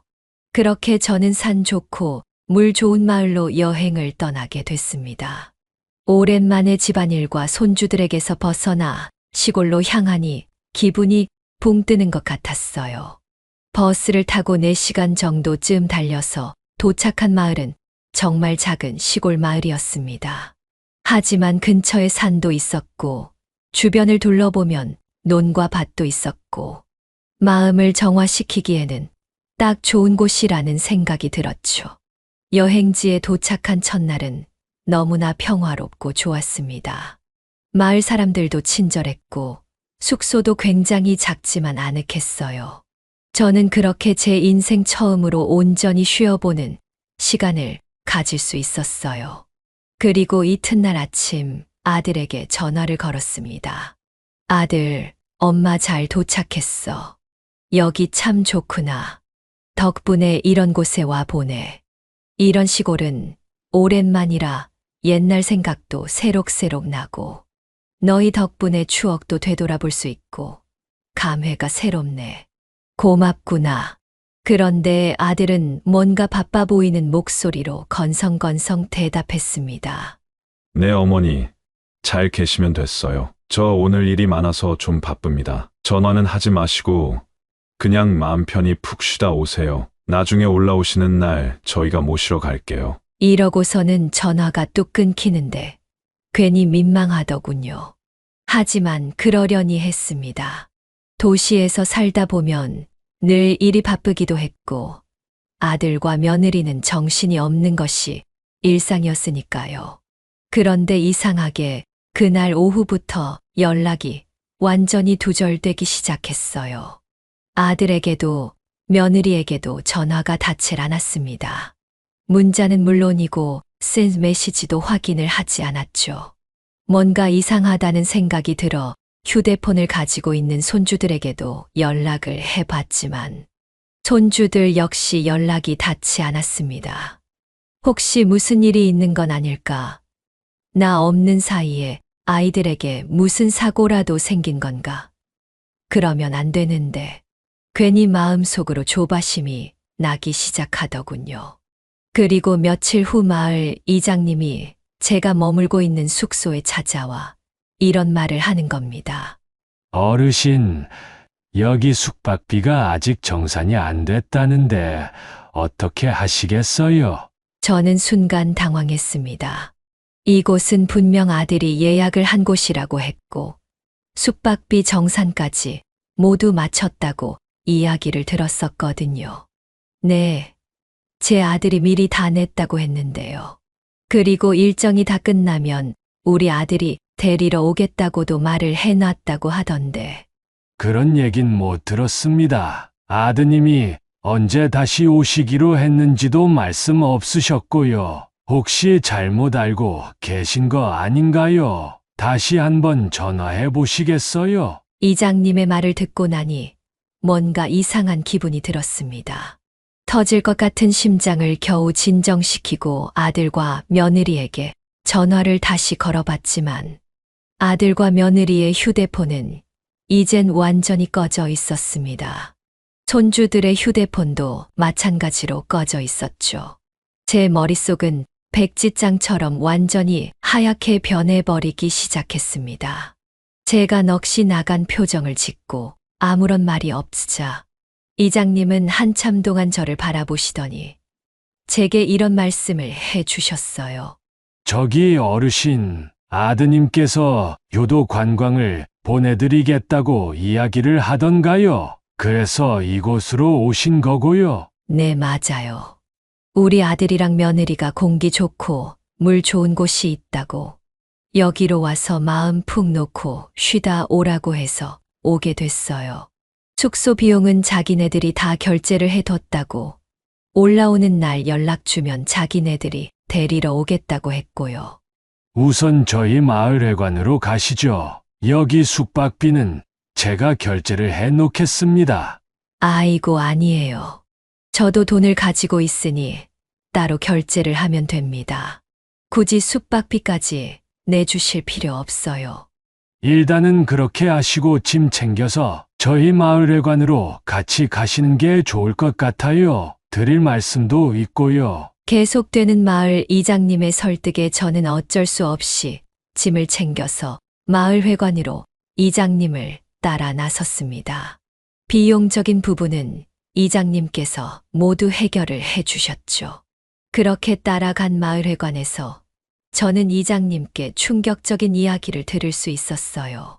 사실 여기 마을 사람들 대부분은 다 자식에게 버려져서 온 사람들이에요. 우리 마을이 좀 외딴 곳이기도 하다 보니까 자식들이 여기다가 부모님을 버리고 가곤 하더라고요. 효도 관광, 자연 관광을 핑계로 말이죠. 이게 어쩌다가 소문이 난 건지는 모르겠지만 아무튼 마을의 인식이 그렇게 되어버리다 보니 한 해에 우리 마을의 조그만 펜션이나 민박집 같은 곳에 버려지는 노인만 4~5명 이상이에요. 아니, 그게 사실이에요?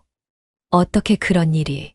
그럼 다들 온전한 가족이 있는 사람들이라는 건데 경찰에 신고해서 다시 집으로 돌려보내면 되는 일 아니에요.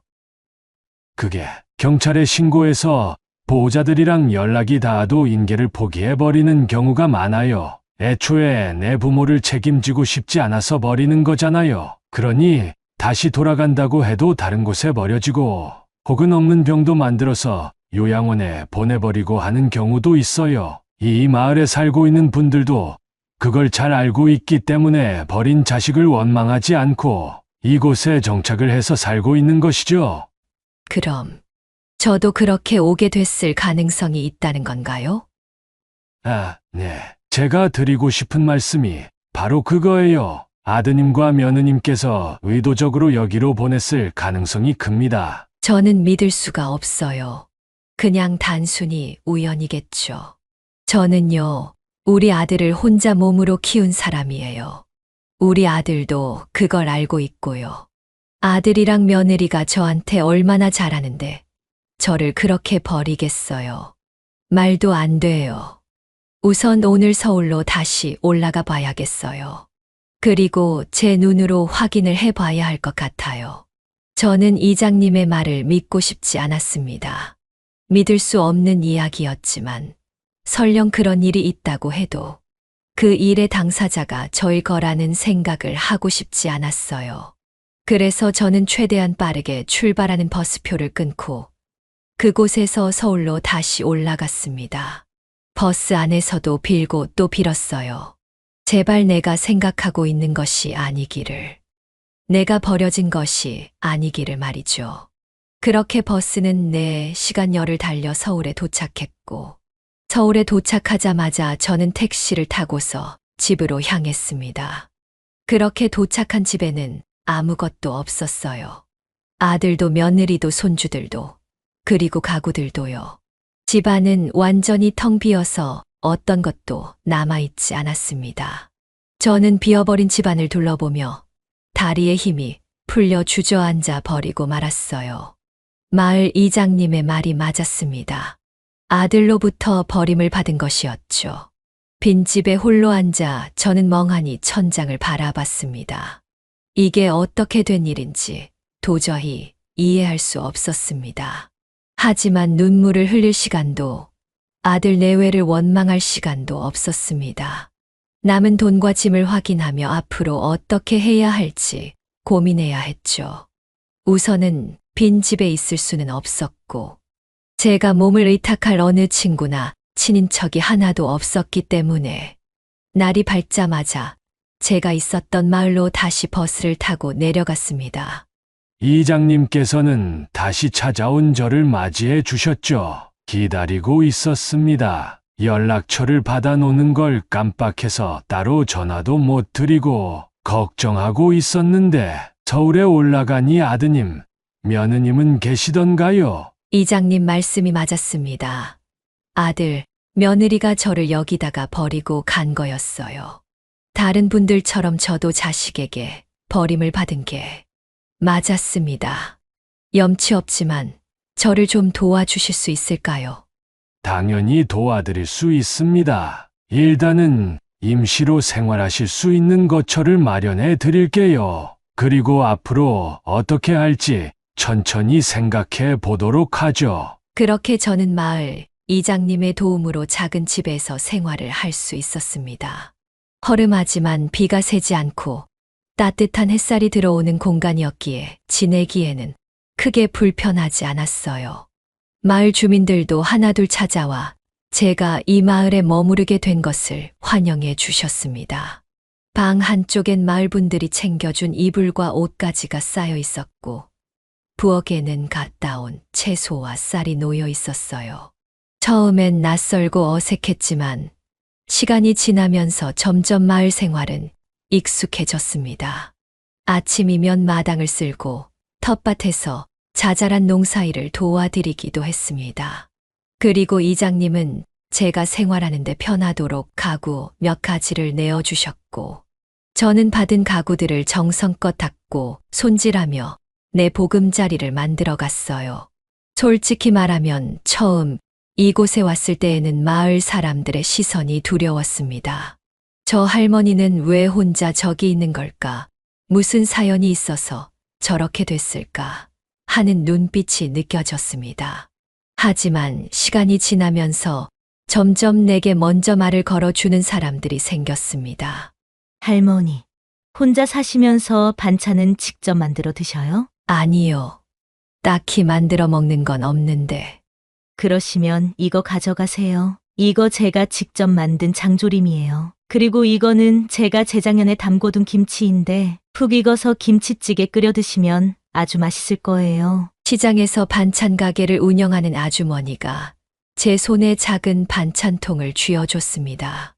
나는 손사래를 쳤지만 아주머니는 밝게 웃으며 이 마을에 계시니까 우리는 이제 한 식구나 마찬가지예요. 하고 말을 해주더군요.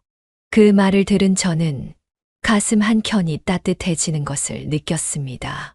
그리고 날씨가 점점 쌀쌀해질 무렵 동네 어르신께서 제게 털이 도톰한 외투 몇 벌을 내밀며 이렇게 말씀을 하시더군요. 이거 내가 안 입는 옷인데 그냥 놔두긴 아까워서 우리 마을에 계시는 동안 따뜻하게 입으세요. 여기는 겨울이 오면 눈도 많이 오는 데다가 워낙 찬 바람도 많이 불어서 미리미리 추위를 대비해 놓는 것이 좋아요. 꼴은 이래도 아주 따뜻할 거예요. 건네주신 옷들은 죄다 손때가 묻은 옷이었지만 그 따뜻한 마음이 더없이 소중하게 느껴졌어요. 그리고 마을 사람들뿐 아니라 이장님께서도 늘 조용히 저를 살피며 무슨 일이 생기면 먼저 손을 내밀어 주셨습니다. 저는 어느 순간부터 고민이 생기면 이장님과 차 한 잔을 하며 마음을 터놓게 되었죠. 그리고 이장님의 소개를 통해 읍내에 있는 요양병원에서 요양보호사로 다시 일을 하게 되면서 생활비도 벌 수 있게 됐습니다. 제가 돌봐드리는 어르신들은 대부분 다 이런 이야기를 하시더군요. 내가 만났던 요양보호사들 중에서 가장 마음이 깊고 따뜻한 사람인 것 같아요. 항상 여기 있는 사람들 중 대부분은 인상을 찌푸리기 바빴는데 어쩜 이렇게 성격도 좋고 따뜻하고 당연히 잘해드리는 게 맞는 거예요. 그게 저희 일이니까요. 그래도 성격 좋고 따뜻하다고 말씀해 주셔서 정말 감사해요, 어르신. 그렇게 일을 하고 마을에서 생활한 지 어언 한 달 정도의 시간이 흘렀을 무렵 마을회관 앞 벤치에 나란히 앉아있던 제게 이장님이 물었습니다. 여기 생활은 이제 좀 적응이 됐어요. 다친 마음은 치료가 좀 됐고요. 물론이죠. 이제는 여기가 내 고향 같아요. 고작 한 달밖에 지나지 않았지만 매일매일이 즐겁고 행복하고 웃는 날의 연속이에요. 솔직한 마음이었습니다. 이곳 사람들 모두가 가족같이 느껴졌어요. 처음에는 아들에 대한 배신감으로 밤잠을 이루지 못했었지만 시간이 지날수록 마음도 점점 치유되는 느낌을 받았습니다. 그러던 어느 날 이장님이 제게 찾아와 조심스럽게 말을 건넸습니다. 갑자기 생각이 나서 물어보는 건데 혹시 통장 확인은 해봤어요? 통장이요? 아니요. 통장 관리는 따로 하고 있지 않은데 왜 그러세요? 얼마 전에 저기 마을회관 옆에 감나무집 할머니께서 아들한테 크게 당하셨거든요. 아들이랑 연을 끊고 산 지가 꽤 됐는데 통장에 있는 돈을 몰래 빼내서 쓰다가 걸렸다나 어쨌다나. 아무튼 그 소리를 듣는데 생각이 번쩍 나더라고요. 그래서 여쭤보는 거예요. 평소에 통장 관리를 본인이 직접 잘 하고 계신가 싶어서요. 네, 정말요? 그런 일이 있었다고요? 아, 네.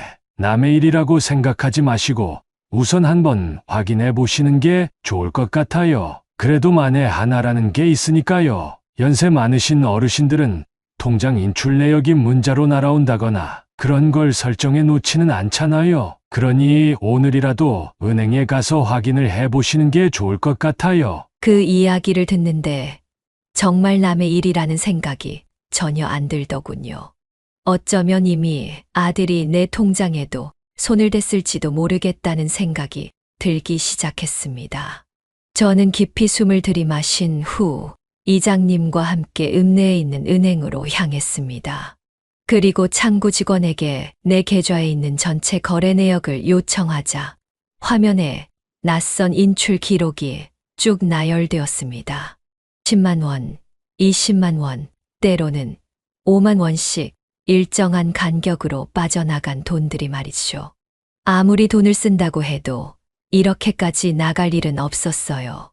또한 지금은 현금으로 월급을 받기 때문에 통장을 쓸 일이 없었기에 당황스럽기 그지없었습니다. 저기, 이거 다 제가 인출한 돈이 아니에요. 저는 지금 현금으로 돈을 받고 있고 이 돈은 제 연금이 들어오는 통장이거든요. 고객님, 여기 있는 내역, 이거 전부 현금 인출입니다. 누군가 할머니 카드로 돈을 빼간 거예요. 혹시 가족 중에서 카드 사용하시는 분 있을까요? 아니면 통장 비밀번호를 알고 있다거나. 은행 직원분의 말을 듣는 순간 머릿속이 하얘졌습니다. 설마 아들이나 며느리는 아니겠지. 하지만 만약 맞다면 저는 떨리는 손으로 통장에 있는 잔액을 말해달라고 했고, 은행원이 알려주는 잔액을 듣는 순간 몸에 힘이 탁 풀리는 듯한 느낌을 받았습니다. 세상에 이럴 수가 있나. 제 연금 통장에 들어있던 돈들이 통장에 남아 있어야 할 돈이 절반 가까이 사라져 있었던 겁니다. 저는 그 사실을 알고 난 후 숨이 가빠지고 심장이 미친 듯이 요동치는 것을 느꼈어요. 아무리 진정을 해보려고 해도 진정이 되질 않더라고요. 이장님은 덜덜 떨고 있는 제 손을 꼭 잡아주시면서 저를 애써 진정시키려고 하셨습니다. 괜찮으세요? 우선 물 한 잔 드시고 여기 앉아서 진정 좀 하세요. 저는 간신히 몸을 가누며 물 한 잔을 마신 다음 의자에 주저앉았습니다. 손끝이 차갑게 식어가는 것이 느껴졌습니다. 제 연금, 제가 피땀 흘려 모은 돈이 어디론가 사라지고 있었습니다. 그리고 그 돈을 빼간 사람은 제가 생각하고 있는 그 사람일 것 같았어요. 네, 바로 저의 아들이었습니다. 아들이 아니라면 며느리일 거라는 생각도 들더군요. 우선 돈이 어디로 빠져나갔는지 누가 빼간 건지를 알아야 해요. 그러려면 경찰에 신고부터 해야 하고요. 짐작 가는 사람은 당연히 아드님일 거라 생각해요. 맞죠? 네, 맞아요. 우리 아들 아니면 며느리일 거예요. 아주 예전에 제 통장 비밀번호를 알려준 적이 있었거든요. 그 이후로 비밀번호를 단 한 번도 바꾸지 않았으니 그 통장을 건드려서 돈을 빼갈 만한 사람은 아들이랑 며느리밖에 없어요. 그런데 정말 어떻게 이런 짓을 할 수가 있는지 정말 미쳐버릴 것 같아요. 충분히 혼란스러울 거라 생각해요. 우리 마을에 버림받아서 정착을 하게 되신 분들이 꽤 많다고 말씀을 드렸었잖아요. 그분들 중 절반 이상이 자식들에게 돈을 빼앗겨 본 경험이 있는 분들이에요. 그래서 대처 방법을 잘 알고 있어요. 우선 경찰에 신고부터 한 다음 이 돈을 다 어디에 사용한 건지 한번 알아봅시다. 절대로 주저앉으면 안 돼요. 이장님은 아주 냉철하고 단호했어요. 흔들리는 저를 잡아주기에는 아주 안성맞춤인 성격이었죠. 그리고 다음 날 저희 집에 찾아와서는 먼저 이렇게 말을 꺼내 주셨습니다. 제가 아는 변호사가 있는데 믿을 만한 분이에요. 이렇게 혼자 끙끙 앓을 것이 아니라 우선은 직접 만나서 이 일에 대해 이야기를 하고 구체적으로 상담해 보시는 게 좋겠습니다. 저는 변호사라는 말에 고개를 끄덕이며 소개를 시켜달라고 했고, 이장님은 그 자리에서 변호사님께 전화를 걸어 상황을 설명했습니다. 그리고 함께 마을회관으로 향했죠. 한두 시간 정도가 흘렀을 즈음 마을회관 문이 열리며 한 중년 남성이 들어왔습니다. 깔끔한 정장 차림에 온화한 인상을 가진 분이었어요. 그분이 바로 이장님께서 알고 지낸다는 변호사님이었습니다. 안녕하세요, 어르신. 이장님께 연락받고 급히 왔습니다. 어떤 일 때문에 그러시는 건지 저한테 구체적으로 이야기를 해 주실 수 있을까요? 저는 조용히 고개를 끄덕이며 은행에서 뽑아 온 통장 거래 내역서를 변호사님께 내밀었습니다. 변호사님은 꼼꼼히 거래 내역을 살피며 고개를 끄덕이더니 한 가지를 짚어냈어요. 어르신, 여기 거래 내역서에 MH대부라는 곳이 보이시죠? 여기서 주기적으로 금액이 오고 간 내역이 있네요. 그런데 대부 내역이 한두 군데가 아닌데 혹시 사금융 사용하신 적이 있으신가요? 대부업체라는 말에 저는 심장이 철렁 내려앉았습니다. 대부업체라니요? 그럼 그 돈이 다 빚을 갚는 데 쓰였다는 말인가요? 저는 태어나서 사금융은커녕 1금융에서도 대출을 받아본 적이 없는 사람이에요. 제 말을 들은 변호사님은 조심스럽게 설명을 이어나가셨습니다. 최근 몇 개월간 일정한 금액이 반복적으로 인출된 걸로 보아 아드님께서 매달 이자를 갚고 있었던 것 같습니다. 그런데 마지막 인출 금액이 상당히 크네요. 아마 빚을 갚으셨거나 혹은 또 다른 빚을 지셨을 가능성이 있습니다. 그 말을 듣는 순간 눈앞이 아득해졌습니다. 아들도 며느리도 둘 다 돈을 잘 버는 편이었고 빚은 없는 것으로 알고 있었는데 대부업체라니 대체 무슨 일이 일어나고 있는 건지 도무지 알 수가 없더군요. 그래서 저는 떨리는 마음을 겨우 가라앉힌 후 변호사님께 물었습니다. 변호사님, 혹시 여기 대부업체에다가 연락을 취해 볼 수 있을까요? 어떻게 하다가 이렇게 큰 돈을 거래하게 됐는지, 무슨 일이 있는지 정확히 알고 싶어요. 네. 우선은 제가 여기 대부업체가 어떤 곳인지부터 알아보고 전화를 한번 해보도록 할게요. 그리고 만약 이 돈이 빚을 갚는 데에 쓰인 게 맞다면 혹시 제가 돈을 돌려받을 수 있는 방법도 있을까요? 변호사님은 한참을 고민하더니 조심스럽게 대답했습니다. 우선 법적으로는 가능하지만 아드님이 돈을 이미 써버렸다면 실질적으로 돌려받기는 어려울 수도 있습니다. 우선 정확한 사용처를 확인해야 합니다. 제가 좀 더 조사를 해보고 돌려받으실 수 있는지 없는지에 대해 알아보도록 하겠습니다. 네, 감사합니다. 부탁 좀 드릴게요. 저는 깊은 한숨을 내쉬었습니다.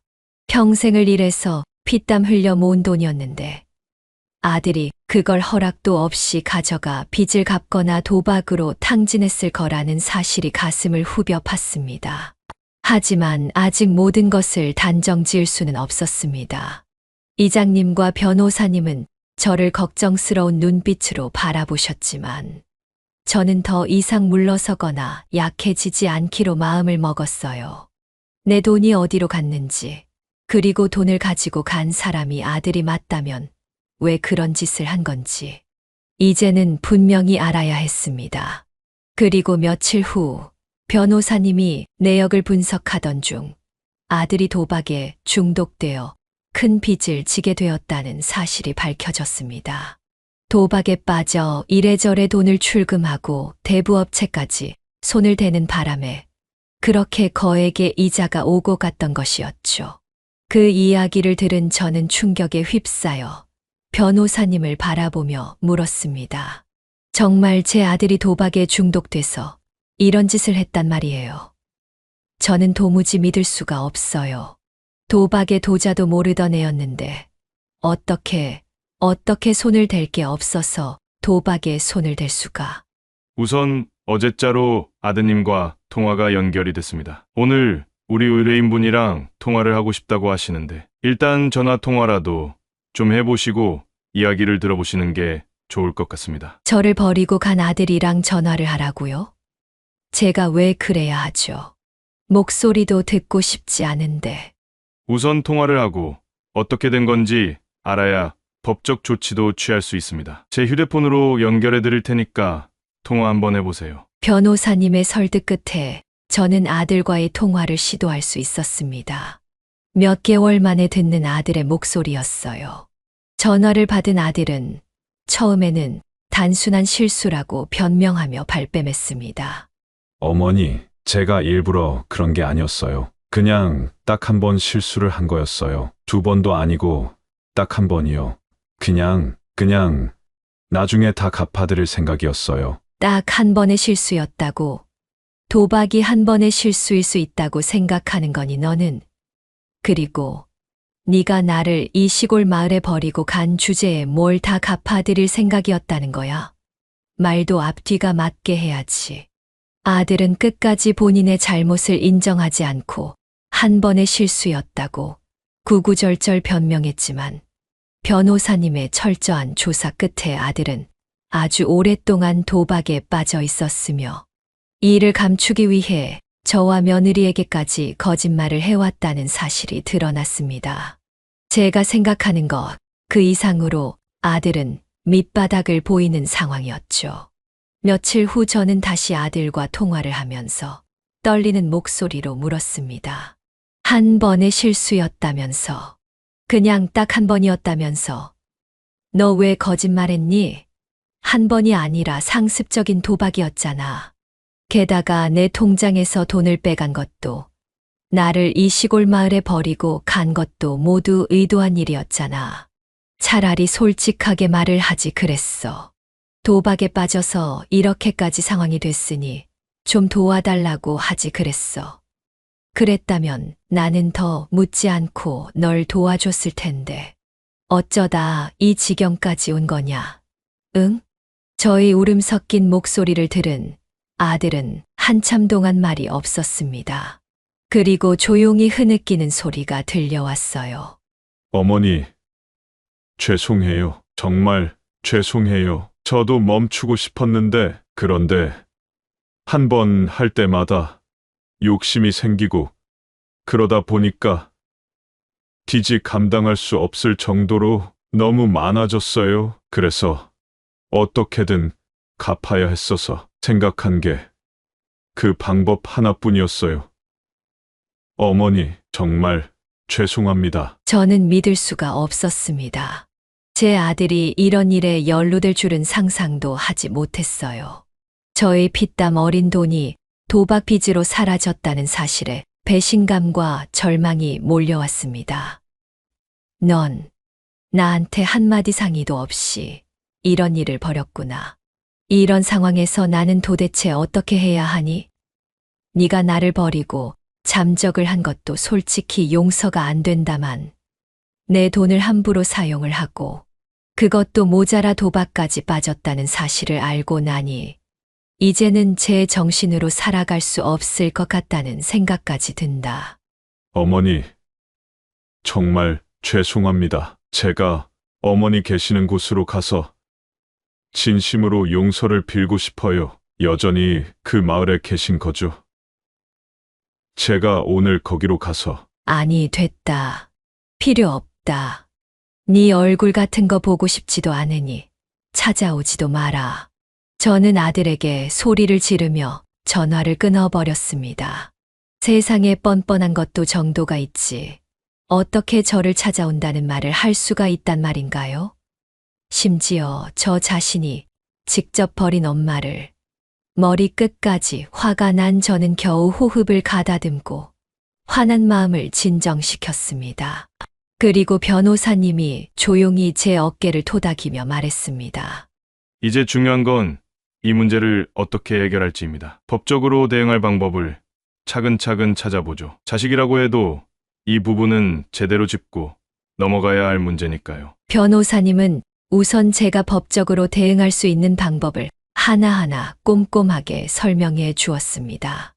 우선 경찰에 신고를 해야 합니다. 그래야 정식으로 사건이 접수되고 금융기관을 통해 대부업체로 송금된 자금의 흐름을 정확하게 추적할 수 있습니다. 이렇게 하면 돈이 어디로 올라갔는지 명확해질 거고 도박 빚에 얼마나 어떻게 쓰인 건지에 대해서도 제대로 알 수 있게 될 거예요. 변호사님의 말을 들은 저는 깊은 한숨을 쉬었습니다.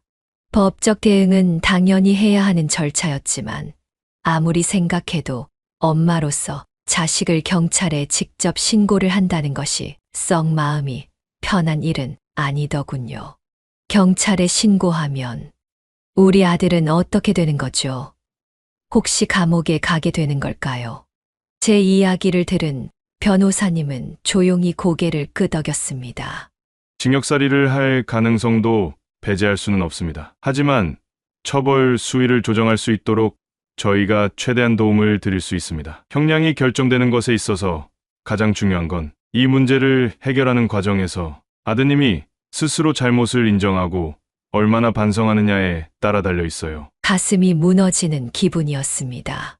신고를 하지 않는다고 하면 어쩌면 계속해서 돈이 빠져나가게 될 수도 있을 것이고, 신고를 한다면 아들이 법적으로 처벌을 받고 징역살이를 할 수도 있는 상황이었죠. 한참을 고민하던 저는 변호사님께 이런 결정을 내렸습니다.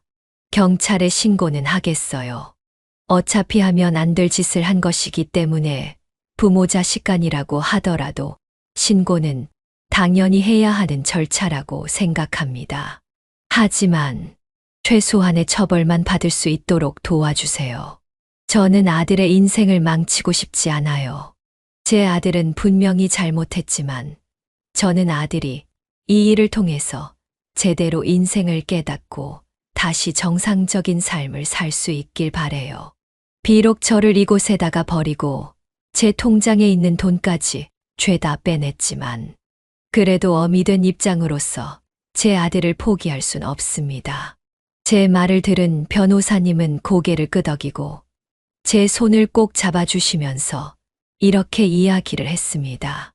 그 마음 100번이고 1000번이고 이해합니다. 정말 옳은 결정을 하셨습니다. 저희가 최선을 다해 도와드릴 테니 걱정하지 마세요. 그리고 마음도 많이 복잡하실 텐데 결정 내리시느라고 고생 많이 하셨습니다. 아닙니다. 모쪼록 잘 부탁드릴게요. 앞으로의 길이 험난하겠지만 지치지 말고 반드시 이겨내야 한다는 다짐을 했습니다. 그리고 저희는 본격적으로 경찰에 고소장을 접수했어요. 고소장을 접수하는 그 순간도 솔직히 가슴이 많이 떨리더군요. 어쩌다 여기까지 왔을까 하는 생각도 들었고 말이죠. 경찰에 고소장을 접수한 후 몇 주가 지나자 뜻밖에도 아들과 며느리가 직접 제가 있는 곳으로 찾아왔습니다. 문을 열자마자 눈에 띄는 것은 초췌한 얼굴과 불안한 눈빛이었어요. 저는 두 사람의 모습을 보고 복잡한 감정이 밀려왔습니다. 제 얼굴을 빤히 바라보던 아들은 눈물을 뚝뚝 흘리며 조심스럽게 입을 열었습니다. 어머니, 정말 죄송해요. 이런 말 진작에 했어야 한다는 것도 알고 너무 늦었다는 것도 잘 알고 있지만 진심으로 용서를 빌고 싶어요. 정말 잘못했습니다. 어머니, 제발 한 번만 용서해 주세요. 아들은 정말 서러운 듯이 흐느끼면서 제 앞에 무릎을 꿇었습니다. 며느리도 옆에서 고개를 숙이며 꺽꺽거리며 울었어요. 어머님, 저도 잘못했습니다. 제가 이 사람을 좀 더 강하게 말렸어야 했는데 그러지 못해서 죄송하고 어머님께서 잘해주신 것도 잊어버리고 어머님을 이 시골로 보낸 것도 죄송하다고 말씀드리고 싶어요. 하나부터 열까지 저희가 전부 다 잘못했습니다. 저는 눈물을 펑펑 쏟아내고 있는 두 사람을 바라보며 한숨을 쉬었습니다. 지난 시간 동안 쌓인 원망과 분노가 완전히 사라진 것은 아니었지만 서럽게 눈물을 흘리며 용서를 비는 모습에 많이 흔들리게 되더군요. 하지만 저는 정신을 똑바로 차린 후 아들과 며느리를 바라보며 단호한 표정으로 말했습니다. 용서는 진작에 구하지 그랬니? 발등에 불이 떨어지니 그제서야 찾아와서 눈물을 흘리고 싹싹 비는 게 그게 진정한 자세인 줄 알아? 이제 와서 이렇게 울며 불며 잘못했다고 비는 거. 그거 내 눈에는 악어의 눈물로밖에 안 보이는구나. 사실 제가 이 문제를 가볍게 여겼던 것도 있어요, 어머님. 저라도 정상적인 생각을 가지고 남편을 말렸어야 하는데 이 정도로 문제가 심각할 줄 몰랐어요. 이렇게까지 상황이 안 좋아질 줄 알았더라면 저는 멱살이라도 잡아서 정신 차리라고 말했을 거예요. 정말 진심으로 죄송하다는 말씀 드리고 싶어요. 그리고 시간 지나면 어머님을 다시 모셔올 생각이었어요. 저희도 그때 정말 많이 힘들었거든요. 맞아요. 어머니, 저희가 힘들어서 하면 안 될 짓을 하고 어머니 마음에 상처를 입혔어요. 정말 죄송합니다. 그래서 저희 이혼하기로 했어요. 이혼이라는 두 글자에 저는 멍한 얼굴로 두 사람을 바라보았습니다.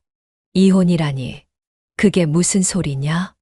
이 사람에 대한 신뢰도 바닥이 나 버렸고 어머님께 씻을 수 없는 상처를 준 것에 대한 죄책감도 있고 해서 그냥 결혼 생활 여기서 정리하기로 했어요. 그래서 이렇게 서로 갈라서기 전에 어머님께 진심으로 사과드리고 싶어서 찾아온 거고요. 죄송해요, 어머님. 저는 아들과 며느리를 반복해서 번갈아 쳐다봤습니다. 무슨 말을 해야 할지 도무지 감이 잡히질 않더라고요. 그렇게 한참을 고민한 끝에 조용히 입을 열었습니다. 그래, 너희는 그런 이유로 헤어진다고 치고 애들은 어떻게 할 거니? 양육권은 누가 가지기로 한 거야? 아들은 눈물을 닦으며 말했습니다. 솔직히 말하면 애들은 저희랑 지내는 것보다 어머니를 많이 보고 싶어 했어요. 어머니 그렇게 시골로 보내드리고 난 이후에 베이비시터가 잘 구해지지 않아서 장모님 댁에 항상 맡겼었는데 장모님이랑 지내는 걸 애들이 많이 힘들어 하더라고요. 저도 솔직히 아이들에게 제대로 된 아빠 노릇을 못했어요. 어머니만 허락해 주신다면 아이들을 어머니랑 함께 지내게 하고 싶어요. 저도 이 사람이랑 같은 마음이에요, 어머님. 저희 두 사람이랑 지낸 시간보다도 어머님이랑 같이 생활했던 시간이 길고 또 어머님께서 애들한테 얼마나 잘해주셨는지 알고 있어서 어머님이랑 같이 지내면 애들도 정말 잘 클 수 있을 것 같아요. 어머님께서 보살펴 주시면 저희도 시간 날 때마다 항상 보러 올 수도 있을 것 같고요. 예상치 못한 상황에 순간 망설였습니다. 어린 손주들을 맡아 키운다는 것이 말처럼 쉬운 일이 아니었기 때문에 선뜻 고개를 끄덕일 수가 없더라고요. 하지만 아이들에게 안정된 환경이 필요하다는 걸 누구보다 잘 아는 사람이었기 때문에 저는 결국 손주들을 데려다 키우기로 결심했습니다. 그래, 알았다. 너희 의견이 그렇다면 아이들은 내가 데리고 있을게. 하지만 너희가 이혼을 한다고 하더라도 아이들에게만큼은 제대로 된 부모가 되기 위해 노력해야 해. 이런 대화를 나누던 도중 변호사님이 개입하여 이 상황을 정리하기 위해 아들에게 단호하게 말했습니다. 우선 법적 절차는 진행될 거고 처벌은 당연히 받게 될 거지만 어머님께서 최소한의 처벌만을 원하셨기 때문에 중형을 피할 가능성은 있습니다. 하지만 법적인 절차는 피할 수 없어요. 지금 가지고 있는 채무에 대해서는 채무조정 절차를 밟고 도박 재활 프로그램에 성실히 참여해야 합니다. 그렇지 않으면 법원에서도 선처해 주기 어려울 겁니다. 네, 그렇게 하겠습니다. 채무 조정이든 재활 프로그램이든 뭐든 제가 할 수 있는 건 다 할게요. 그렇게 해서라도 제 잘못이 조금이나마 용서를 받을 수 있다면 어떤 일이든 할 수 있습니다. 뭐가 됐든지 간에요. 이번이 내가 너에게 주는 처음이자 마지막 기회야. 이제 앞으로 두 번은 없을 거다. 내가 너를 자식으로서 영영 포기하는 일은 없도록 해다오. 이렇게 부탁한다. 정말 죄송합니다. 어머니, 제가 정말 사람이 돼서 다시 어머니한테 자랑스러운 아들이 될 수 있도록 열심히 노력하고 죗값도 제대로 치르겠습니다. 죄송합니다. 그렇게 해서 우리는 해결책을 찾아 나가기 시작했습니다. 아들은 변호사의 도움을 받아 채무 조정을 신청하고 도박 치료를 받기로 결정했어요. 아들을 보는 것이 여전히 마음 한편이 아프고 걱정되었지만 다시 한번 아들을 믿어보기로 마음을 먹었습니다. 어쨌든 저는 아들의 엄마였고 손주들의 할머니였으니까요. 법적인 절차는 그렇게 마무리가 되었고 저는 손주들과 함께 이 마을에 새롭게 정착하기로 결정을 내렸습니다. 비록 아들과 며느리는 각자의 길을 가게 되었지만 저는 가족을 지키기 위해 용기를 내기로 했어요. 아들도 자신의 잘못을 인정하고 다시는 같은 실수를 반복하지 않겠다고 다짐했고 저는 그 약속을 믿어보기로 했습니다. 손주들은 지금 아주 잘 자라고 있고 어르신들만 가득하던 마을에는 아이들의 웃음소리가 곳곳에 퍼지기 시작했어요. 아이고, 네 집 강아지들이 이렇게 예쁜 거 했네. 노인네들밖에 없던 이 마을에 애들 웃음소리가 퍼지니까 아주 그냥 생기가 확 도는 것 같네, 그래? 그렇죠. 요즘 우리 손주들 보는 낙으로 살아가고 있어요. 그래. 그런 낙이라도 있어야지. 아들은? 치료 잘 받고 있대? 예. 도박 중독이라는 게 생각보다 무서운 거라고 하더라고요. 아들도 이번 기회에 손 싹 씻고 정신 제대로 차리겠다고 열심히 프로그램 치료 받고 있다고 하네요. 그래도 참 다행이야. 비록 안 좋게 이 마을에 처음 왔지만 그래도 지금은 한 식구가 되어서 이렇게 뿌리도 내리고 이렇게 이쁜 손주들도 옆에 있고 아들도 정신 차리고 앞으로 행복한 일만 있었으면 좋겠네. 진심으로. 첫 시작은 그저 어둡고 컴컴한 터널을 걷는 기분이었습니다. 내가 정말 행복해질 수 있을까? 이렇게 외롭게 죽게 되는 것이 아닐까 싶었는데, 용기를 가지니 그래도 많은 것들의 변화가 생기더라고요. 지금의 저는 정말 행복하고 건강하게 잘 지내는 중입니다. 이쁜 손주들을 돌보면서 그리고 마을 사람들과 행복하게 수다도 떨고 많은 것들을 나눠가면서 말이죠. 상처가 완벽하게 아물었냐 묻는다면 아직은 치료가 되지 않았다고 말씀드리고 싶습니다. 하지만 시간이 해결해 줄 것을 알기에 또 내일을 살아가다 보면 자연스럽게 무뎌져 갈 것을 알기에 저는 열심히 용기를 내어 살아가 보려 합니다. 제 이야기를 끝까지 들어주셔서 감사하고 많은 분들에게 그저 행복만이 따르기를 진심으로 바라겠습니다. 감사합니다. 네, 오늘 이야기는 어떠셨나요? 오늘 이야기를 듣고 어떻게 생각하시는지 어머님, 아버님의 생각을 댓글로 공유해주세요. 저는 또 다른 사연으로 찾아뵙겠습니다. 좋아요, 구독, 알람 설정을 통해 앞으로도 따뜻한 정을 나눌 수 있게 함께 해주세요. 어머님, 아버님의 삶의 지혜와 경험을 나눌 수 있는 통로가 되겠습니다. 오늘도 인생을 바꾸는 관점을 통해 사연을 들어주셔서 감사합니다.